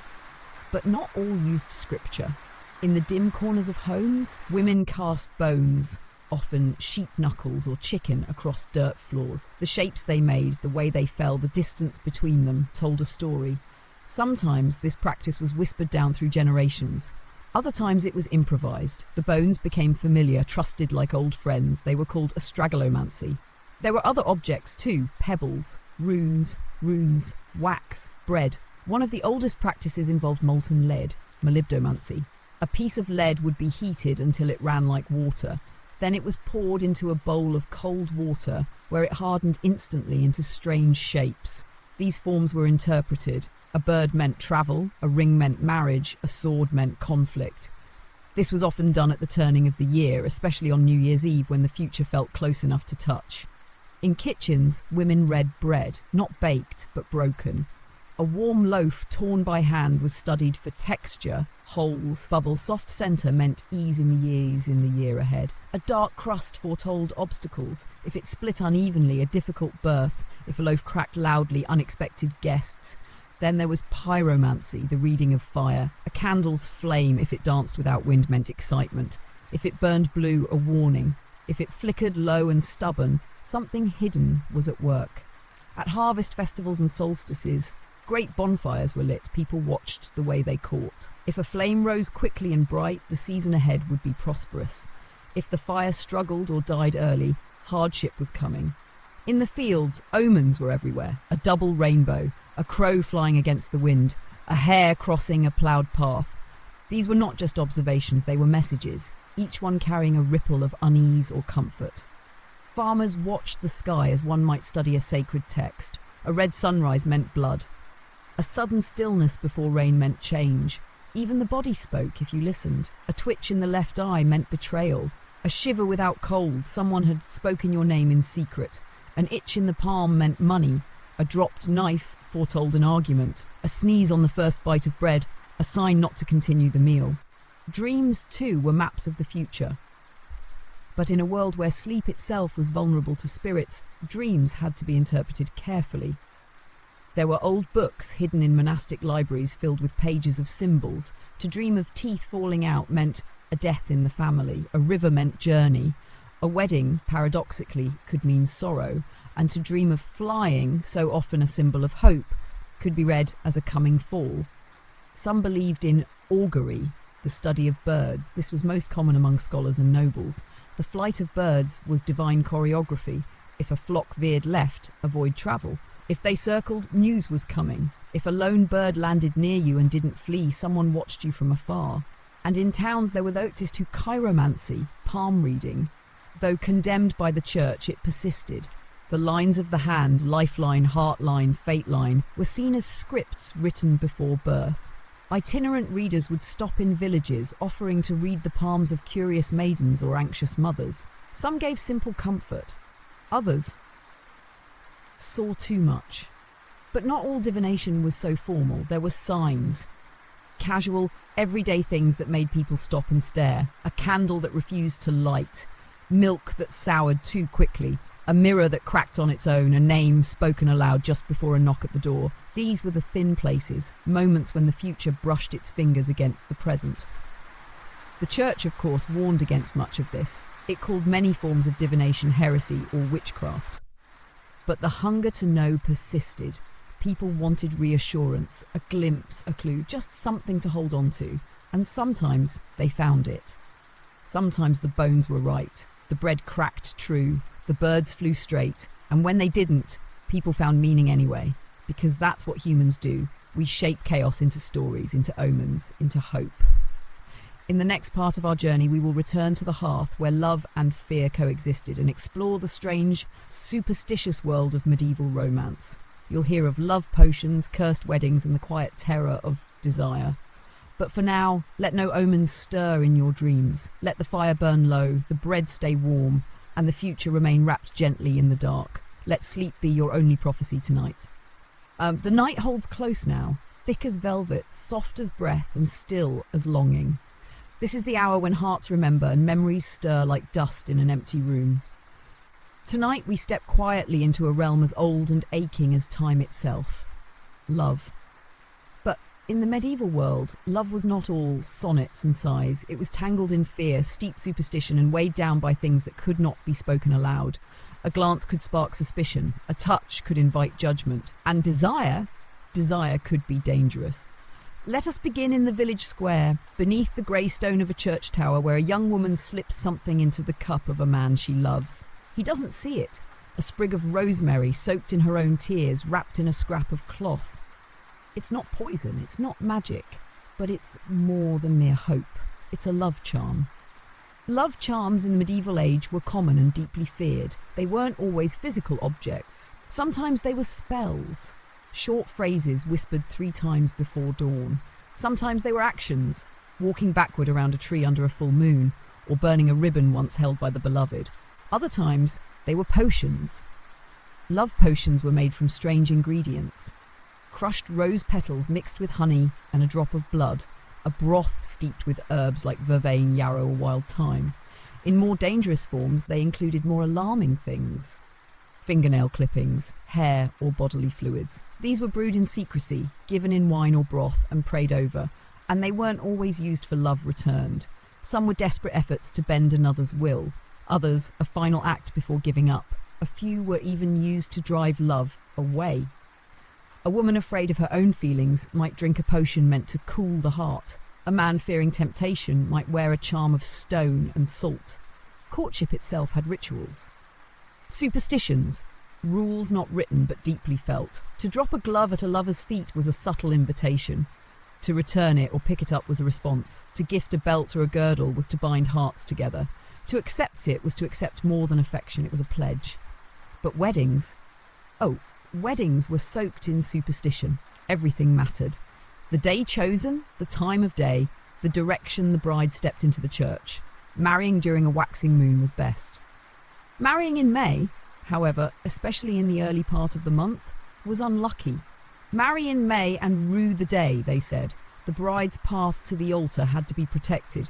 Some scattered petals to ward off spirits, others buried iron nails at the threshold. It was considered terrible luck for the groom to see the bride in her dress before the ceremony. Not just a bad omen, but a sign the marriage would sour.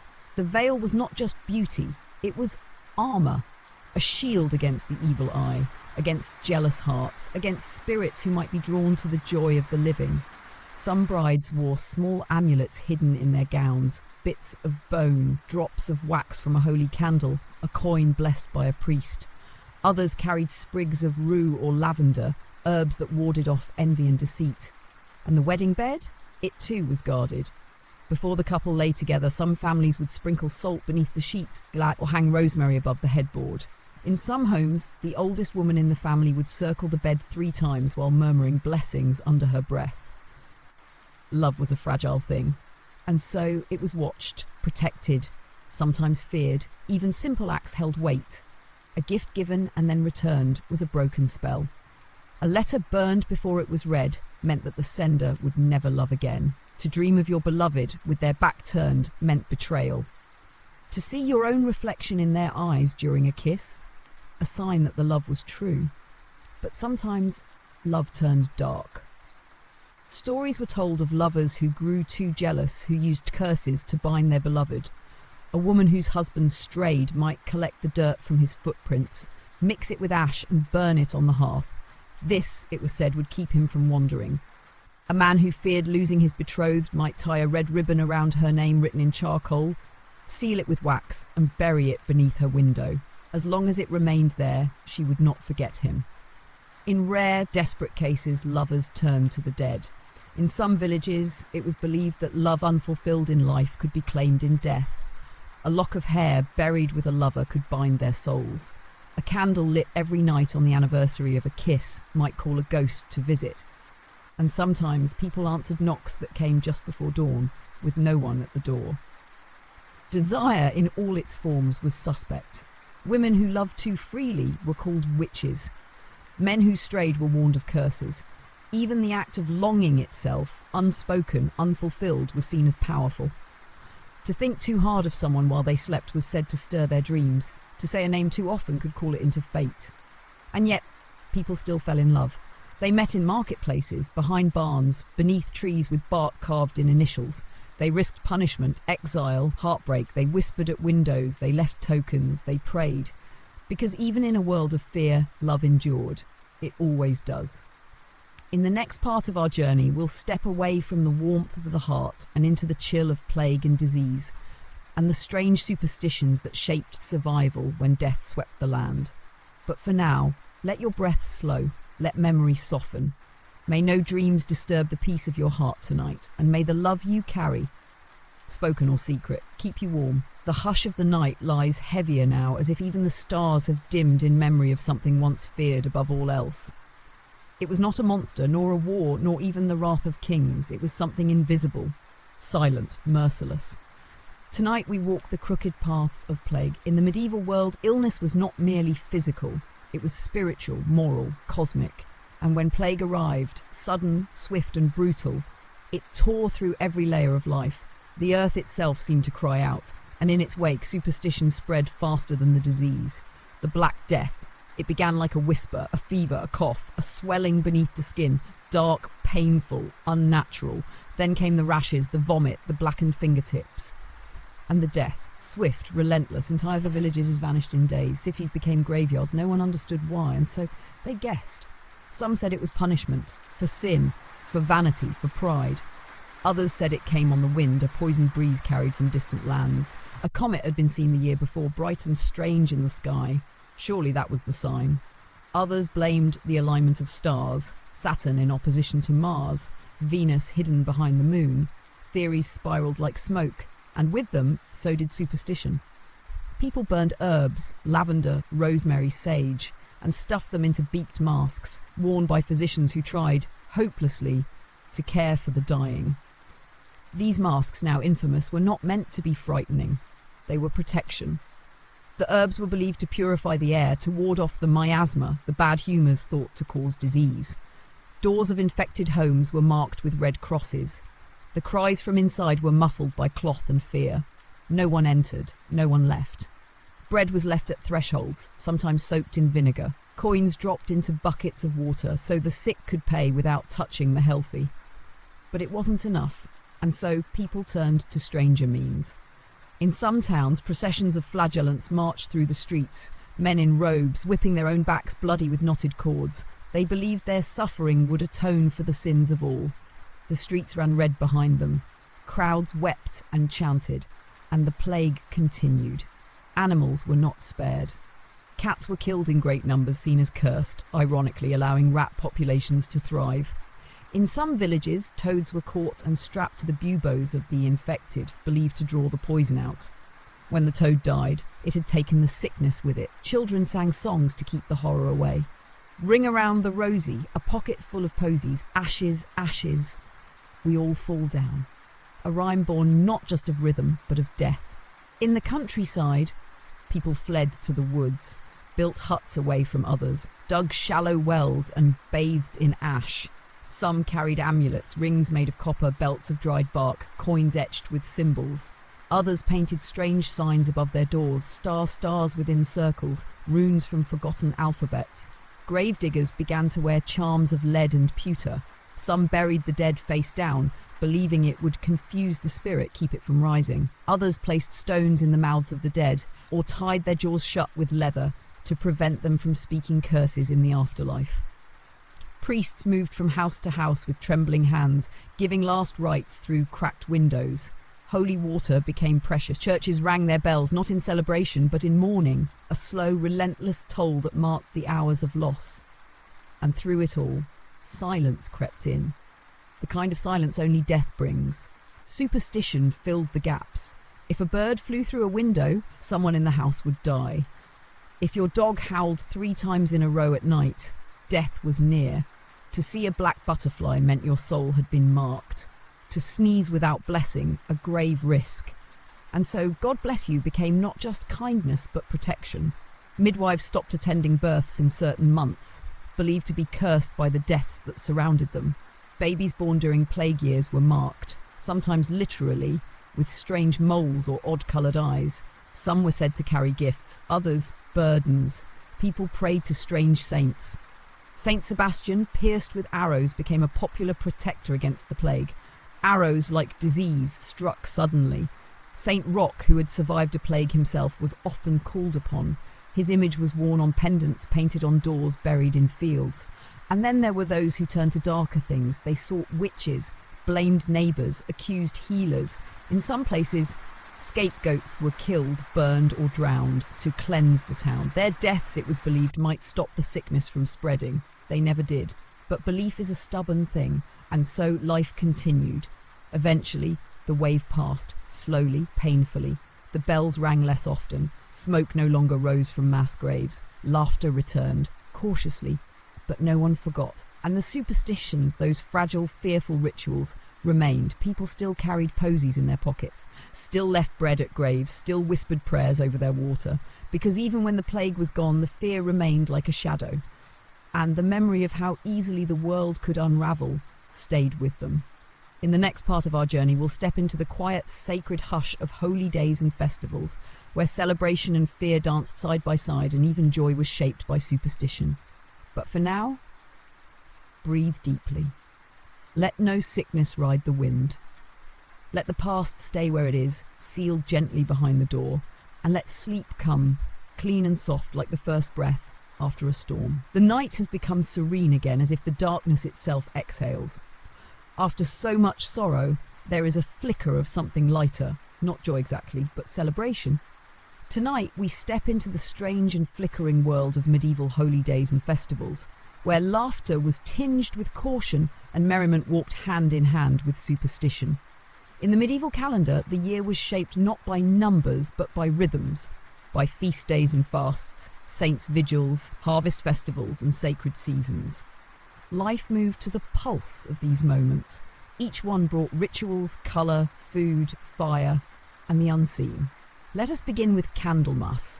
Held on the 2nd of February, it marked the presentation of Christ at the temple, but also, more quietly, the waning of winter.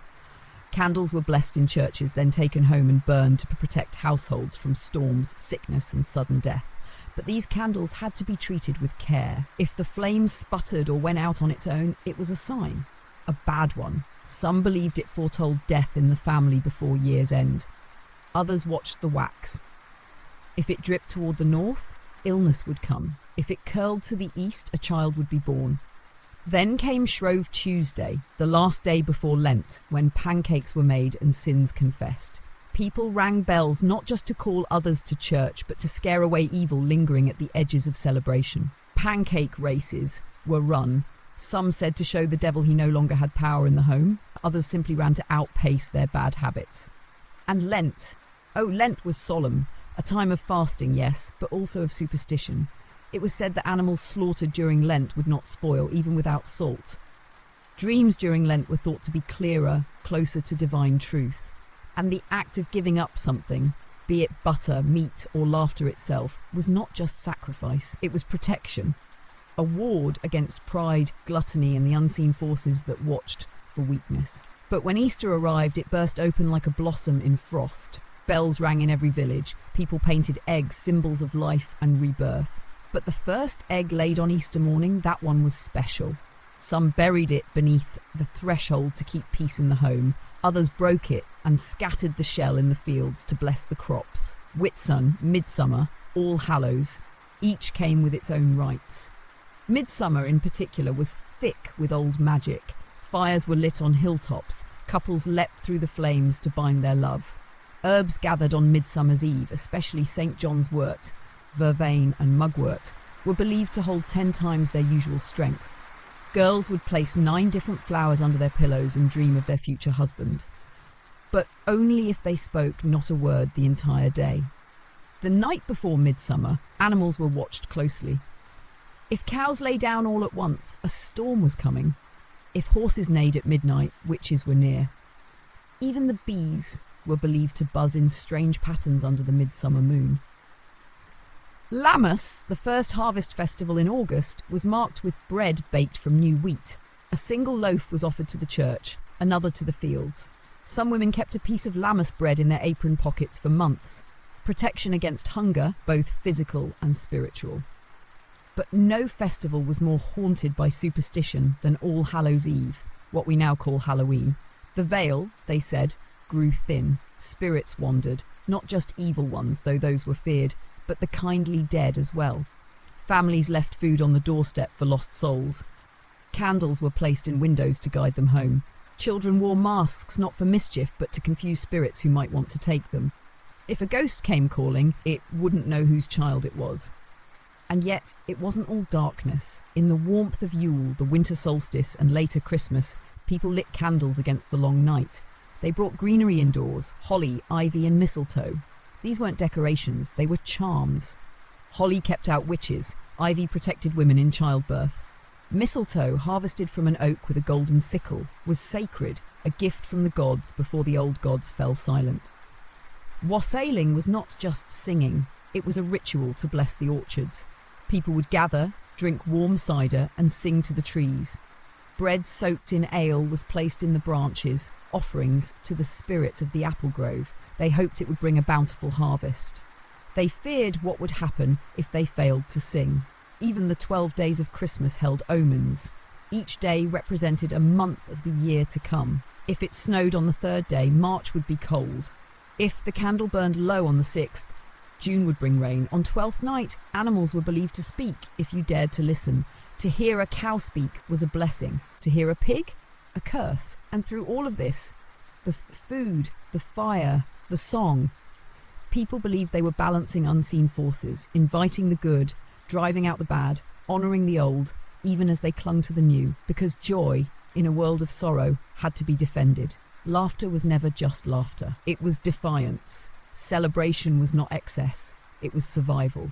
In the next part of our journey, we'll explore the secret language of symbols, how medieval people read the world in patterns and signs, from knots in wood to stains on cloth, and what they believed these strange marks foretold.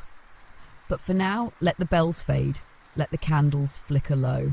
Whether tonight is a feast or a fast, may your sleep be full of good omens, and may no ghost need your doorstep light. Let the dark pass gently by. The world outside is hushed again, as if waiting. The hour is past midnight now, that peculiar space where sleep drifts deep and the boundary between thought and dream wears thin. It is the perfect time to speak of symbols. In the medieval mind, symbols were not merely art or decoration. They were messages, clues left by the world itself. Not always written, not always spoken, but always seen. In cracks, in stains, in the way smoke rose or how a candle flickered. The world was never silent. It whispered, always. Tonight, we listen. Let us begin with the natural marks. Those found by chance but never by accident. A knot in the wood of a door that resembled an eye. A sign that the house was watched, sometimes by saints, sometimes by spirits. A bloodstain on a tunic that formed a shape, a cross, a heart, a thorn, was taken seriously. People would preserve these garments, hang them in chapels, or bury them beneath stones. They were sacred or cursed. In the kitchen, a scorch mark left by a cooking pot might be interpreted. If it curved, prosperity was near. If it spiraled inward, something hidden would soon be revealed. If it looked like a face, it was studied with fear. Who was watching? Some claimed to see signs in wax, the shapes left behind when a candle burned down to its base. If the wax ran in rivulets down one side, a journey would soon be necessary. If it melted into a perfect circle, protection had been granted. A jagged edge, a conflict unresolved. But symbols were not always accidental. They were created, drawn, carved, hidden in plain sight. The pentagram, for instance, 5 points within a circle, was not a symbol of evil as we think of it now. In many parts of medieval Europe, it was a sign of protection. 5 wounds of Christ, 5 senses, 5 virtues, drawn on thresholds, inscribed into book covers, stitched into robes. The triquetra, or triple knot, represented eternity, the divine three, the cycle of life. Women carried it to aid in childbirth. Monks drew it in the margins of holy texts. It was a symbol that tied the seen and the unseen together. More mysterious were the sigils, symbols not from nature or scripture, but created through ritual. These were sometimes used in grimoires, books of hidden knowledge. A sigil could represent a spirit, a desire, or a curse. The act of drawing it was an invocation. Some used ink, others blood. To destroy a sigil was not a casual act. It was done with salt, with fire, and with a prayer, always a prayer. Then there were the witch marks. These were carvings usually found in barns, churches, or above hearths, interlocking circles, overlapping V's, daisy wheels. They weren't confessions of witchcraft, quite the opposite. They were defences, symbols meant to confuse or ward off witches, to entangle their curses before they could enter the home. You might still find them today, scratched into old wood, barely visible unless the light catches just right. People read symbols in animals too. A cat with a single white paw was good luck. A snake that curled into a perfect loop was a sign of a closed path. A frog with spots shaped like a star was sacred and not to be harmed. Symbols even followed people into their bodies. A birthmark shaped like a crescent moon was believed to be a sign of a child touched by destiny. A mole on the left shoulder marked someone with second sight. A line on the palm that curved like a river meant a life of travel. Midwives often made quiet notes about these things, shared in whispers passed down through families. And dreams. Dreams too were symbols in disguise. A key in a dream meant a secret would be revealed. A broken tooth signalled loss. A boat with no oars, helplessness. Fire consuming a house without smoke. A transformation that would cost you something. There were guides to help interpret these dreams. Not official texts, those were condemned, but small handwritten pages kept between mattress and floorboard, passed hand to hand.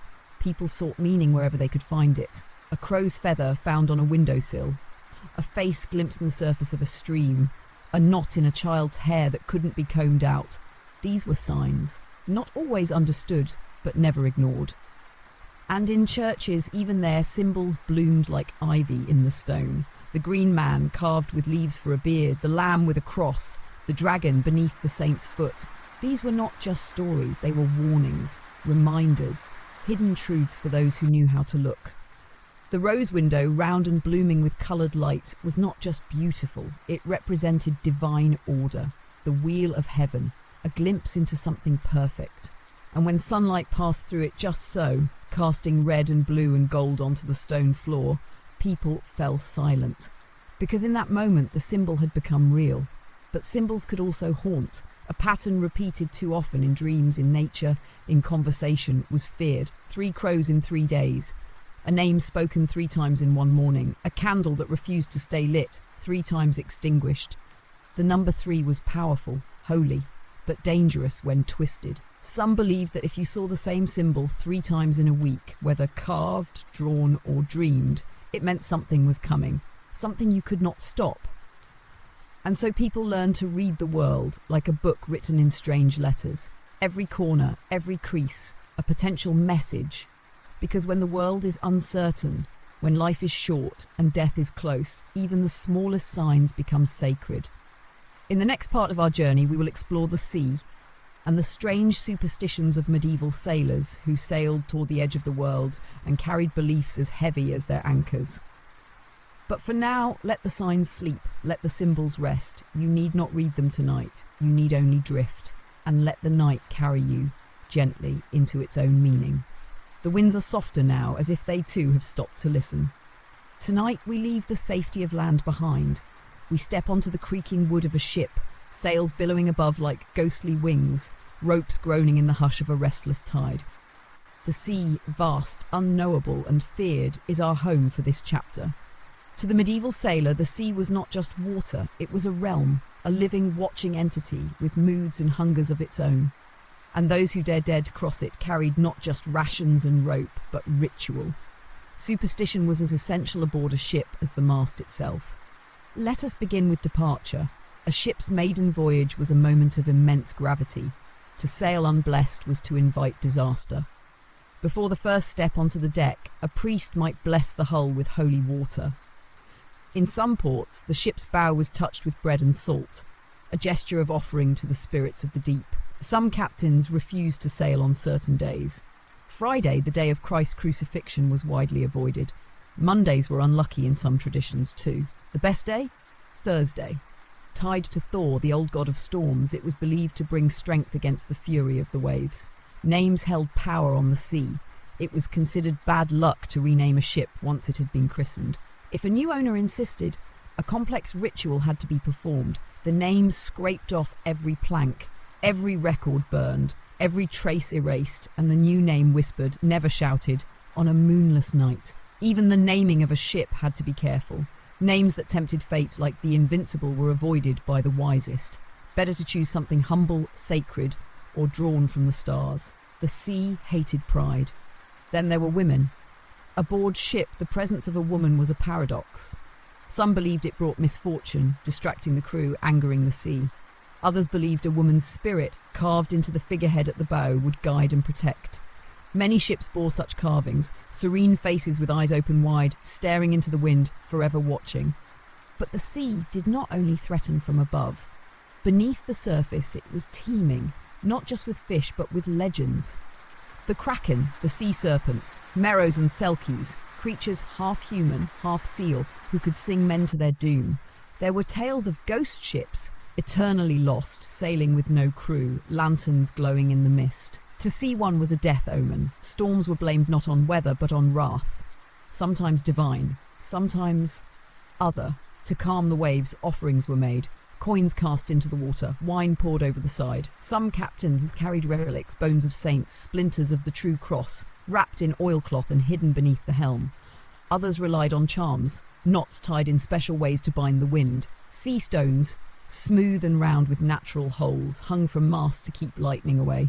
Amulets carved from driftwood, found rather than made, were worn around the neck to protect against drowning. And there were songs. Sea shanties were not just rhythm, they were spells. Sung to keep time, yes, but also to soothe the sea, to keep spirits at bay. Some were passed down for centuries, each verse a piece of ancient prayer. But the most feared curse? The albatross. To see one was a blessing. To harm one, unthinkable. Sailors believed the souls of drowned men lived within these birds. If one landed on your ship, you watched it with reverence. If it died, the sea would turn against you.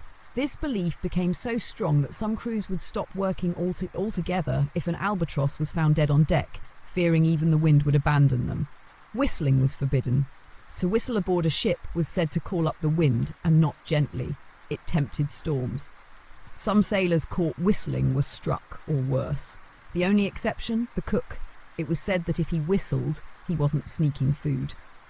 There were rituals for sickness too. If a sailor fell ill, a piece of his clothing was tied to the mast and left to flap until it wore away.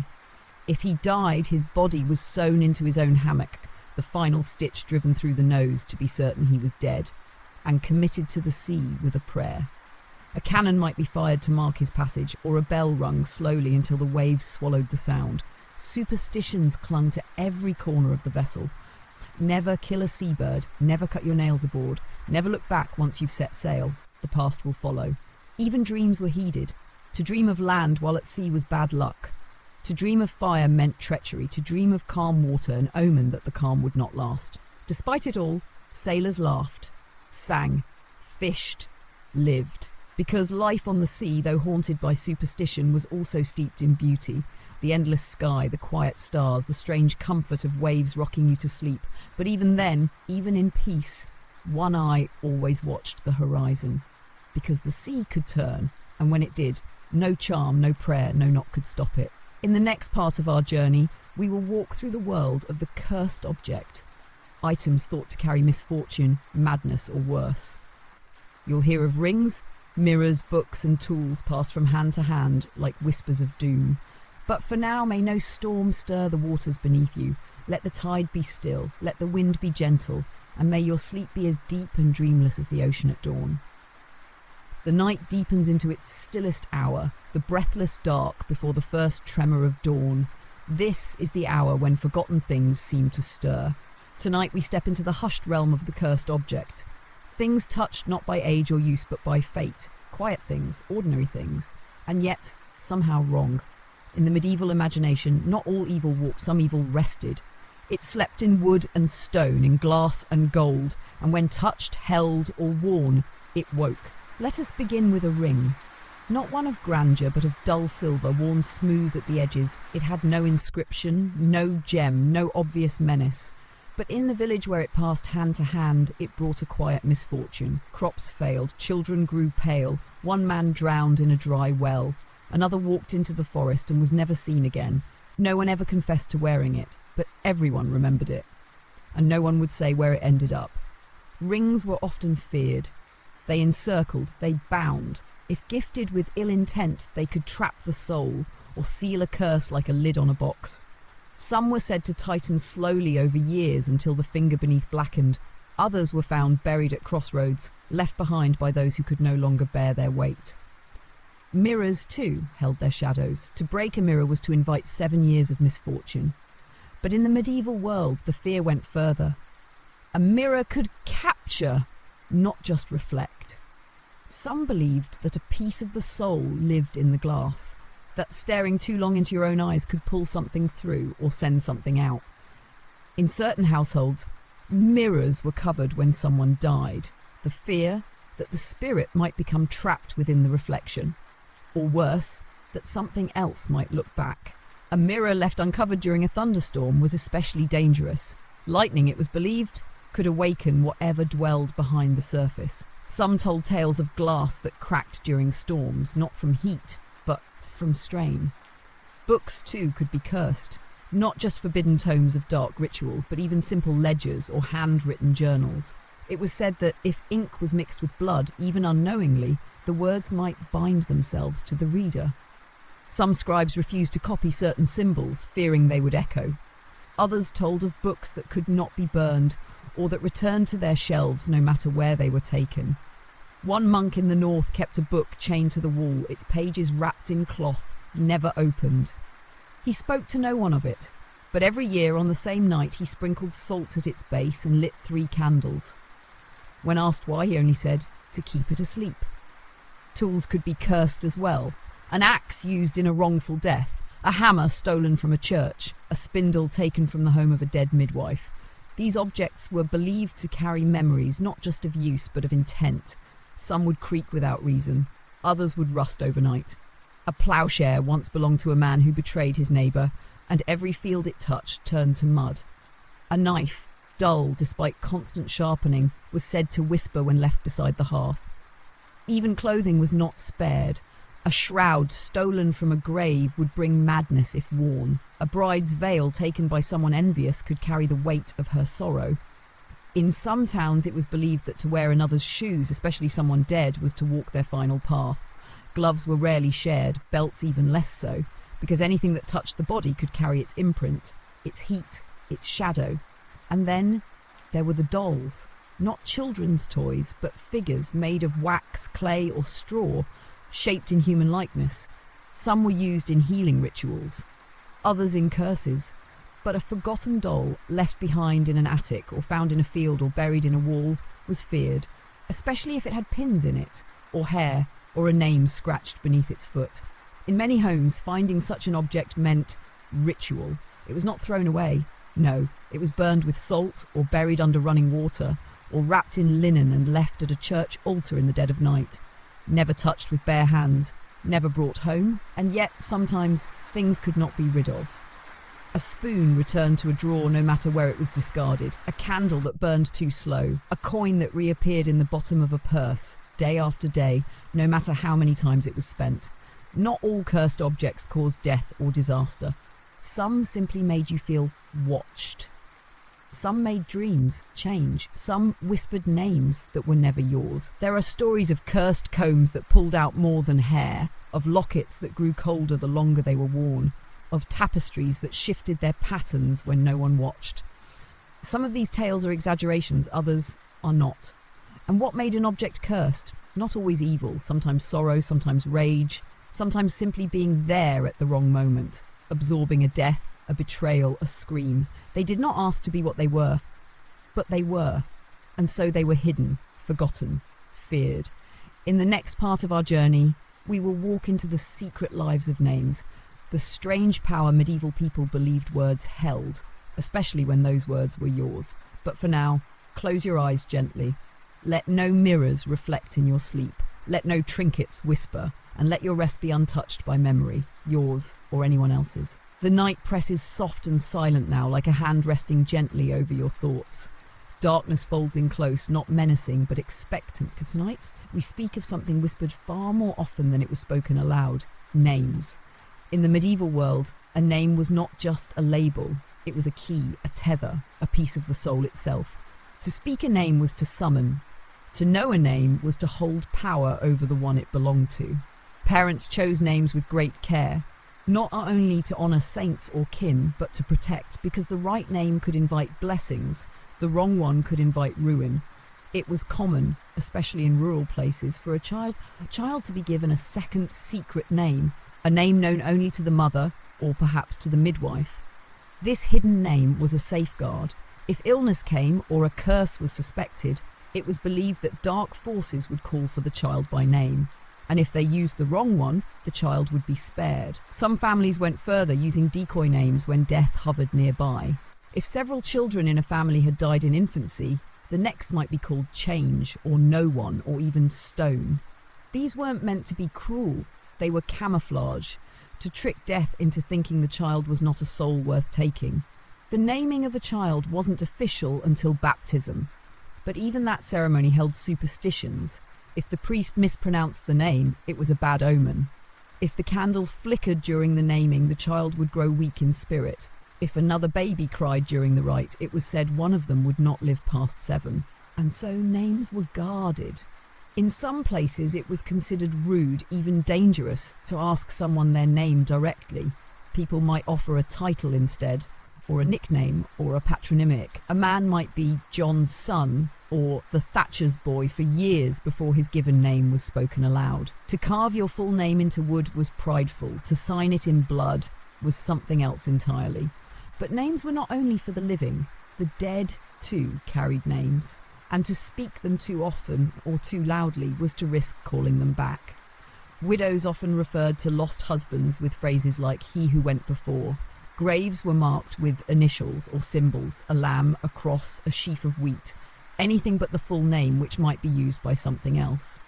Some believed that a spirit could not find peace if its name was said at the wrong hour, and if it was said at midnight, especially 3 times, it might come. Not out of malice, but because it had been called. Witches, it was believed, worked in names. They could steal your name, whisper it to the wind, and bind it to a poppet or a stone. With each time the name was repeated, their hold over you would grow. It was said that to protect yourself, you must never speak your name while alone in a field. Never write it in the margin of a book you didn't own. Never say it aloud while crossing running water, because names echoed and things listened. Even the saints were treated carefully in this regard. Their names were spoken in prayer, yes, but with respect, never in jest, never in anger. To call upon a saint too casually was like knocking too loudly on a door you didn't mean to open. In some stories, demons could be banished by name, but only if you spoke it perfectly. And to speak it wrong was to draw its attention without the power to send it away. Priests carried lists of names that were not to be said aloud, only written in holy books. Angels, too, had secret names, guarded like relics. Only a few were spoken: Michael, Gabriel, Raphael. Others were never voiced. The idea of true names, secret hidden names, ran deep. It was believed that each soul had a name known only to God, a name whispered at birth by angels, never heard again until death. Some believed you heard it once more as you crossed into the next world. Others thought it echoed in your dreams, too faint to grasp. The fear of names led to traditions that still linger, covering mirrors during sleep so no spirit might see your face and remember your name, keeping birth records locked away, never carving your name into a walking stick, lest the wood carry it to the forest where the old spirit still roamed. In towns plagued by illness, people stopped naming their children altogether until they survived their first year. Infants were called Little One, or Child, or Blessing, and waited in namelessness until fate revealed its decision.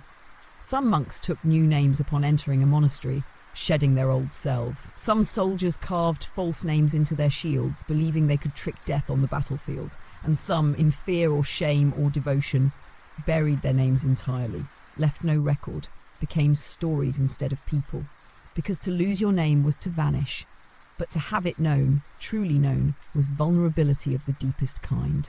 In the next part of our journey, we will turn our eyes to the sky, to the stars, comets, eclipses, and celestial events that struck awe and terror into the hearts of medieval people, and how they read the heavens like a living, burning scripture. But for now, speak no names in your dreams. Let silence wrap them gently. Let sleep carry you nameless and safe into the folds of darkness, where nothing calls you but rest. The night is boundless now, a deep and endless hush where breath feels like wind through stone. Tonight we turn to something quieter than curses, older than charms, and as ever-present as shadow, boundaries. In the medieval world, boundaries were not just lines. They were threshold, places of crossing, of in-between. And in-between places were always the most dangerous. For where one world ended and another began, the veil grew thin, and things slipped through. Let us begin with the most familiar. The doorway. The entrance to a home was sacred. It was not just wood and hinges, it was a mouth, a gate, a promise. People placed charms above it, beneath it, beside it, iron nails, sprigs of herbs, even bones of birds, anything to keep what should remain outside from stepping in. At night, doors were bolted not just against thieves, but against spirits. And more than that, thoughts, ill winds, wandering souls. To leave a door open after dusk was an invitation, not just to those who walked, but to those who drifted. Newly built homes were especially vulnerable. Some traditions required the spilling of wine, or, in darker corners, blood at the threshold, to bind the space. Some whispered words as they stepped inside for the first time. Others placed their right foot forward, never the left, always the right. The left was for graveyards. Next came the window, another boundary, less solid, more fragile, more easily forgotten. Windows were to be shut tight during storms, eclipses, births and deaths. When someone died inside a home, the windows were opened, not for air, but for the soul to leave. If you forgot, the soul might linger, might sulk, might rot into something else. If you woke at night and saw something staring in through the glass, you didn't move, you didn't speak, you didn't name it, because it already knew yours. Then there were the roads. Not the ones well paved and beaten by carts, but the thin paths. The ones that ran between forests, the ones that forked suddenly, the ones that never looked the same on your way back. Crossroads were feared more than any, where two paths met at strange angles, or where three split from one as believed spirits gathered. Not malicious always, but curious. Old. Watching.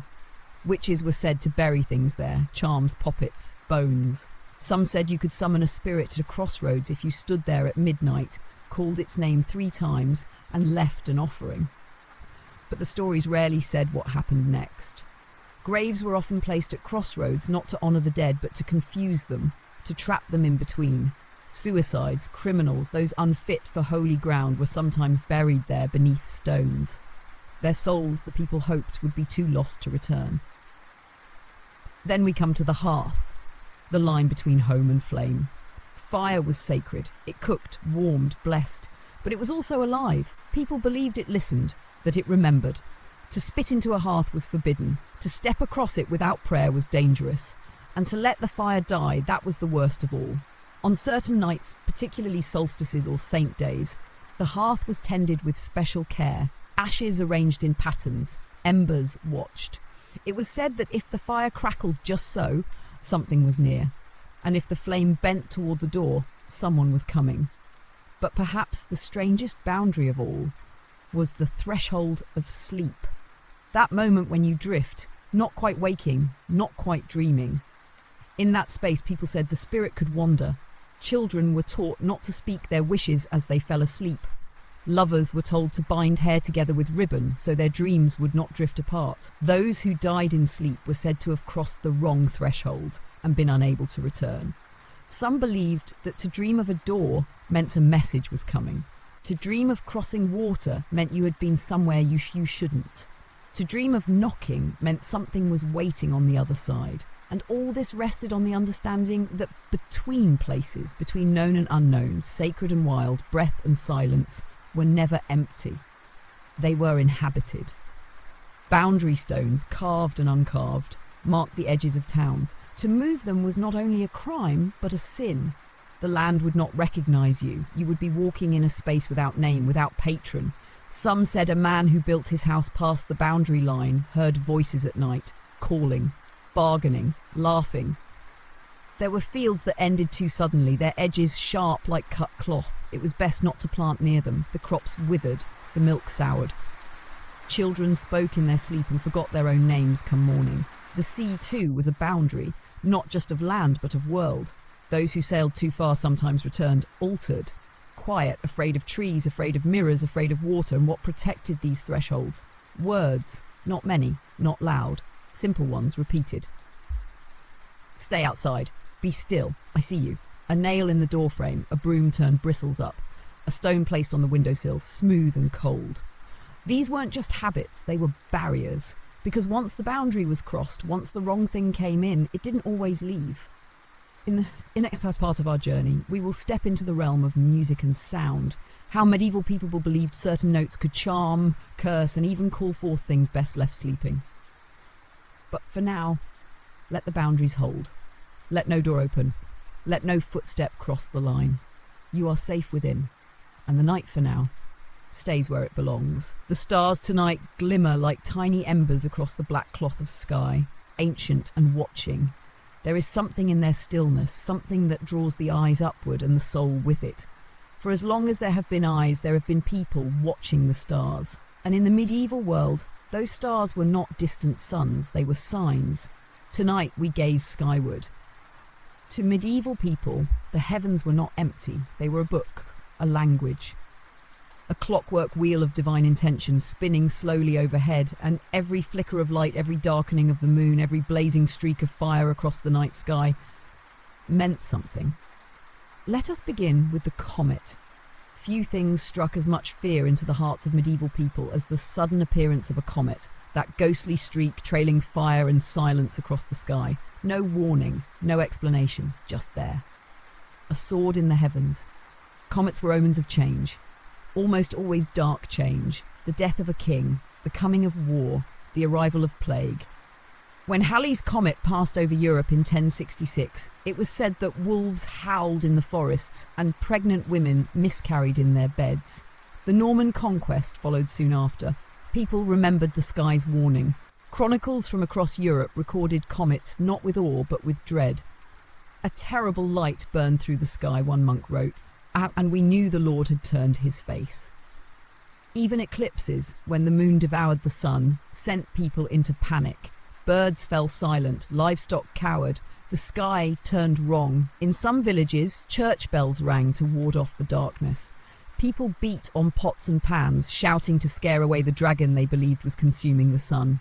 In others, pregnant women were hidden indoors, for it was believed that children conceived or born during an eclipse would be marked, misshapen, sickly, or touched by things not of this world. The moon, too, held secrets. A full moon was powerful. It was said to strengthen spells, stir the blood, and quicken madness. People tied herbs under their beds to calm their dreams. Some refused to sleep under direct moonlight, fearing their soul would drift out and forget the way back. The new moon, dark and absent, was a time of caution. New endeavours started under a moonless sky were believed to fail. Crops sown, marriages begun, journeys started. All risked misfortune if the moon did not watch. There were prayers for the moon, whispers to it, as if it were a person. Some saw it as a kind mother, others a pale sentinel. But the stars were something else entirely. They were windows, or watchers, or sparks struck by the swords of angels. People tracked them not only for navigation, but for prophecy. The patterns in the stars, the constellations, were read like riddles. Each season brought new ones. Orion with his belt, the Pleiades clustered like pearls, Draco winding across the northern sky. To see a shooting star was to witness a soul departing or falling. Some made a wish, yes, but others crossed themselves and looked away. The faster the star fell, the more violent its message. Astrologers were both respected and feared. Some worked for kings, interpreting celestial arrangements to plan battles or coronations. Others worked in secret, studying star charts by candlelight, their fingers stained with ink, their eyes ringed with sleeplessness. They believed, and many others did too, that the alignment of the heavens at your birth shaped your nature, that Mars made warriors, Venus bred charm, Saturn, sorrow. The stars were not blamed, but they were consulted. The positions of the planets were watched during illness, during famine, during childbearing. If Mercury was in retrograde, though they used different words, merchants hesitated to trade. If Mars eclipsed Jupiter, some monks fasted in silence, believing violence was near. But not all celestial signs were warnings. Some were blessings. A ring around the moon meant protection. A halo around the sun, rare and blinding, meant the prayers of saints had been heard. A bright star low on the horizon at dusk could signal the return of something long lost. A traveller, a season, a hope. But as much as people looked up, they never forgot how small they were. The sky was a cathedral beyond imagining, and sometimes they believed it looked back. One tale speaks of a shepherd who saw an unfamiliar constellation one night, 5 stars arched like a hand. He returned home and found his house burned, only ashes, and his mother, her hand outstretched, her bones curled in that same shape. Another tells of a hunter who followed a bright star through the forest, deeper than he'd ever gone. He woke the next morning beneath a hill he did not know, with no memory of the night before. When he returned to his village, no one knew his name, and his face was not quite the same. Even monks, devout and learned, sometimes confessed to staring too long at the sky, feeling something stir, something vast, something watching. And so rituals were born, to look at the stars and cross your heart, to never sleep under open sky without speaking a blessing, to whisper the name of a loved one when the first star appeared, to anchor them should the stars decide to pull. Because the sky was not just beautiful, it was holy and perilous. It was where angels fought, where souls travelled, where fate burned itself across the dark. In the next part of our journey, we will return to the earth and walk the lines between worlds. We will visit the thresholds, the doorways, the boundaries between forest and field, town and wilderness, life and something else. But for now, let the stars hold their secrets. Let no fire fall from the sky, sleep beneath their ancient light, and let their silence be your cradle. There is nothing you must read tonight, only rest and the slow, bright turning of heaven. The night is nearly whole now, as if it has drawn itself around the world like a cloak. Only whispers remain, and among them, music.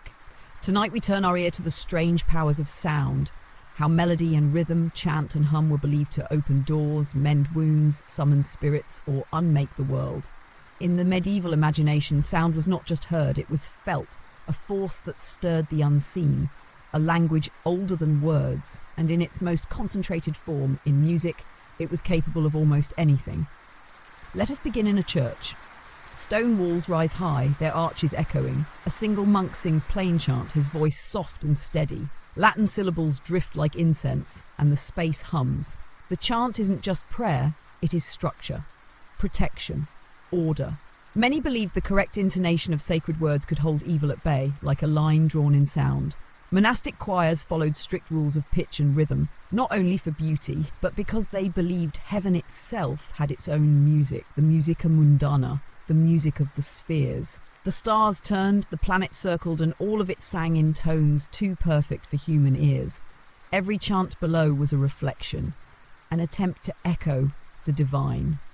But not all music belonged to sanctity. There were songs sung in taverns and fields, rhythms beaten on drumskins stretched from oxhide, flutes made of bone, bells tied to ankles, and when these were played, especially after dark or during certain festivals, people believed the music might call things listening in the dark. It was said that if you danced to the wrong melody too long, the earth beneath you would change, that some never returned from the dance.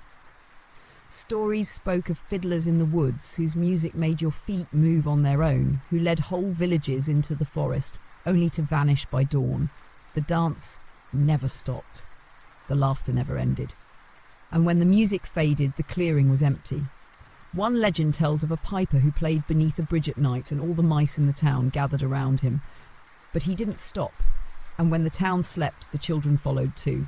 Only their footprints remained in the frost. The power of song was feared and coveted. Some believed that certain intervals, especially the tritone, the devil's chord, could open cracks in reality. That singing a minor third at midnight beneath an old stone bridge would summon a voice that was not yours. Midwives hummed to ease labour. Not lullabies, but tones passed down like heirlooms. Certain rhythms, they said, made the womb listen, others quieted pain. These tunes were never written, only sung. Soft, crooked, secret. There were healing songs too.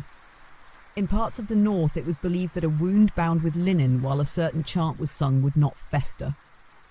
The chant had to be begun with the first drop of blood and ended as the last knot was tied. Blacksmiths sang to their forges, not to mark time, but to shape the metal. Iron, they said, responded better to song. If the rhythm faltered, the blade might crack, the fire might spit. Even shepherds carried tunes like charms, a whistle pattern to call the flock, another to keep wolves away, and one only used on foggy days, meant to guide lost souls back to the path. They would not answer, of course, but sometimes the fog would thin. The most dangerous songs were the ones without words, humming that came from no visible mouth, pipes heard where no one stood, a melody remembered from a dream that still rang in your ears come morning.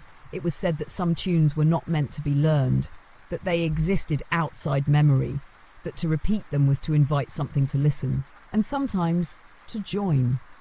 There were stories of travellers who heard singing in empty valleys, sweet and high or low and broken. Some followed it, some ran. Those who followed were rarely seen again. Those who ran sometimes came back deaf. Music also marked the dead. Keening, the wail of mourning women, was more than grief. It was a bridge. The sound was shaped to guide the soul, to keep it from turning back. Some believed if the keening stopped too soon, the dead would lose their way. Others said it kept the other things from claiming the soul before it could ascend. Certain bells were not to be rung at night. Their tones were too pure, too clear. They carried too far into places that didn't sleep. A cracked bell was especially feared. Its warped tone thought to disorient spirits or draw them. Even silence was musical in its own way. A silence after a funeral, after the last note of a hymn, after the hush when a lute string broke mid-song. People listened closely to that pause. It wasn't emptiness, it was a space where something waited. And so, music was not frivolous, it was respected, sometimes avoided. There were songs for blessing bread, songs for walking through storm, songs that no one remembered writing, and songs, they said, that were never truly sung by human voices. In the next final part of our journey, we will return to where all things end and begin in the silent space between belief and memory. There, we will gently close the book of these strange superstitions and let the echoes settle.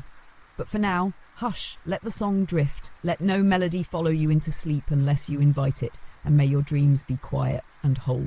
The night has reached its deepest stillness now, not a silence of absence, but one of completion. All that needed to be said has been whispered, all that lingered in shadow has stepped forward, and the final candle burns low. Tonight, we come to the end, or perhaps to the place where endings and beginnings touch like fingers through mist. In the medieval world, superstition was not madness, it was memory. A way of walking through a world filled with dangers no one could name and beauty too fragile to trust.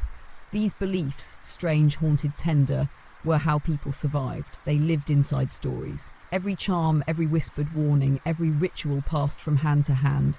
These were spells cast not against devils alone, but against despair. A way of saying, we are not helpless. They did not have science, but they had signs. They did not have certainty, but they had rhythm. They did not have answers, but they had meaning. And meaning, when the world feels wide and cold and indifferent, can feel like the only thing that matters. So let us return once more through the winding path we have taken. We began with the body, protected and burdened with invisible marks. We touched the dead carefully and whispered prayers to keep them still. We walked through childbirth, where fear was as constant as love, and medicine, wrapped in herbs and hymns, was half a prayer. We stepped into dreams, into curses, into the rituals of protection, into weddings and mirrors, into shadows cast by saints and soot, into the rising of plague and the burning of witches, into bread that told the future and stars that carved it. We listened for voices in fields. We feared crossroads and mirrors. We blessed salt and feared our names. We offered music to silence and watched as even silence hummed back. And in all of it, one thread held. The belief that there was more than the eye could see. That things unseen might shape a life. The world was filled not with chaos, but with intention, even if it could never be understood. We modern ones, looking back, may be tempted to smile, to shake our heads, but perhaps, if we are quiet, we might feel something else instead. Not mockery, but kinship. Because even now, in our well-lit homes, with books and wires and maps of the stars, we still knock on wood. We still speak of luck. We still whisper, don't say that out loud. We still wake from dreams and feel changed. We still cross our fingers, still wait for signs, still glance over our shoulders in the dark. Maybe it's not so different. Maybe the superstition never truly left. It just softened, shifted, hid beneath new names. But the need to believe that something watches, listens, cares, or warns, that has never gone, and maybe never will. So as we close this story, as the embers fade and the wind settles, let us remember, the world was once full of whispers, and if you listen carefully even now, it still is. The final candle handle has burned to thread, the night has said all it meant to say, and you, gentle traveller, have reached the end of this quiet path. So rest now, let no shadow follow you, let no superstition weigh heavy, let only story remain, soft, strange, and steady in your heart. Good night.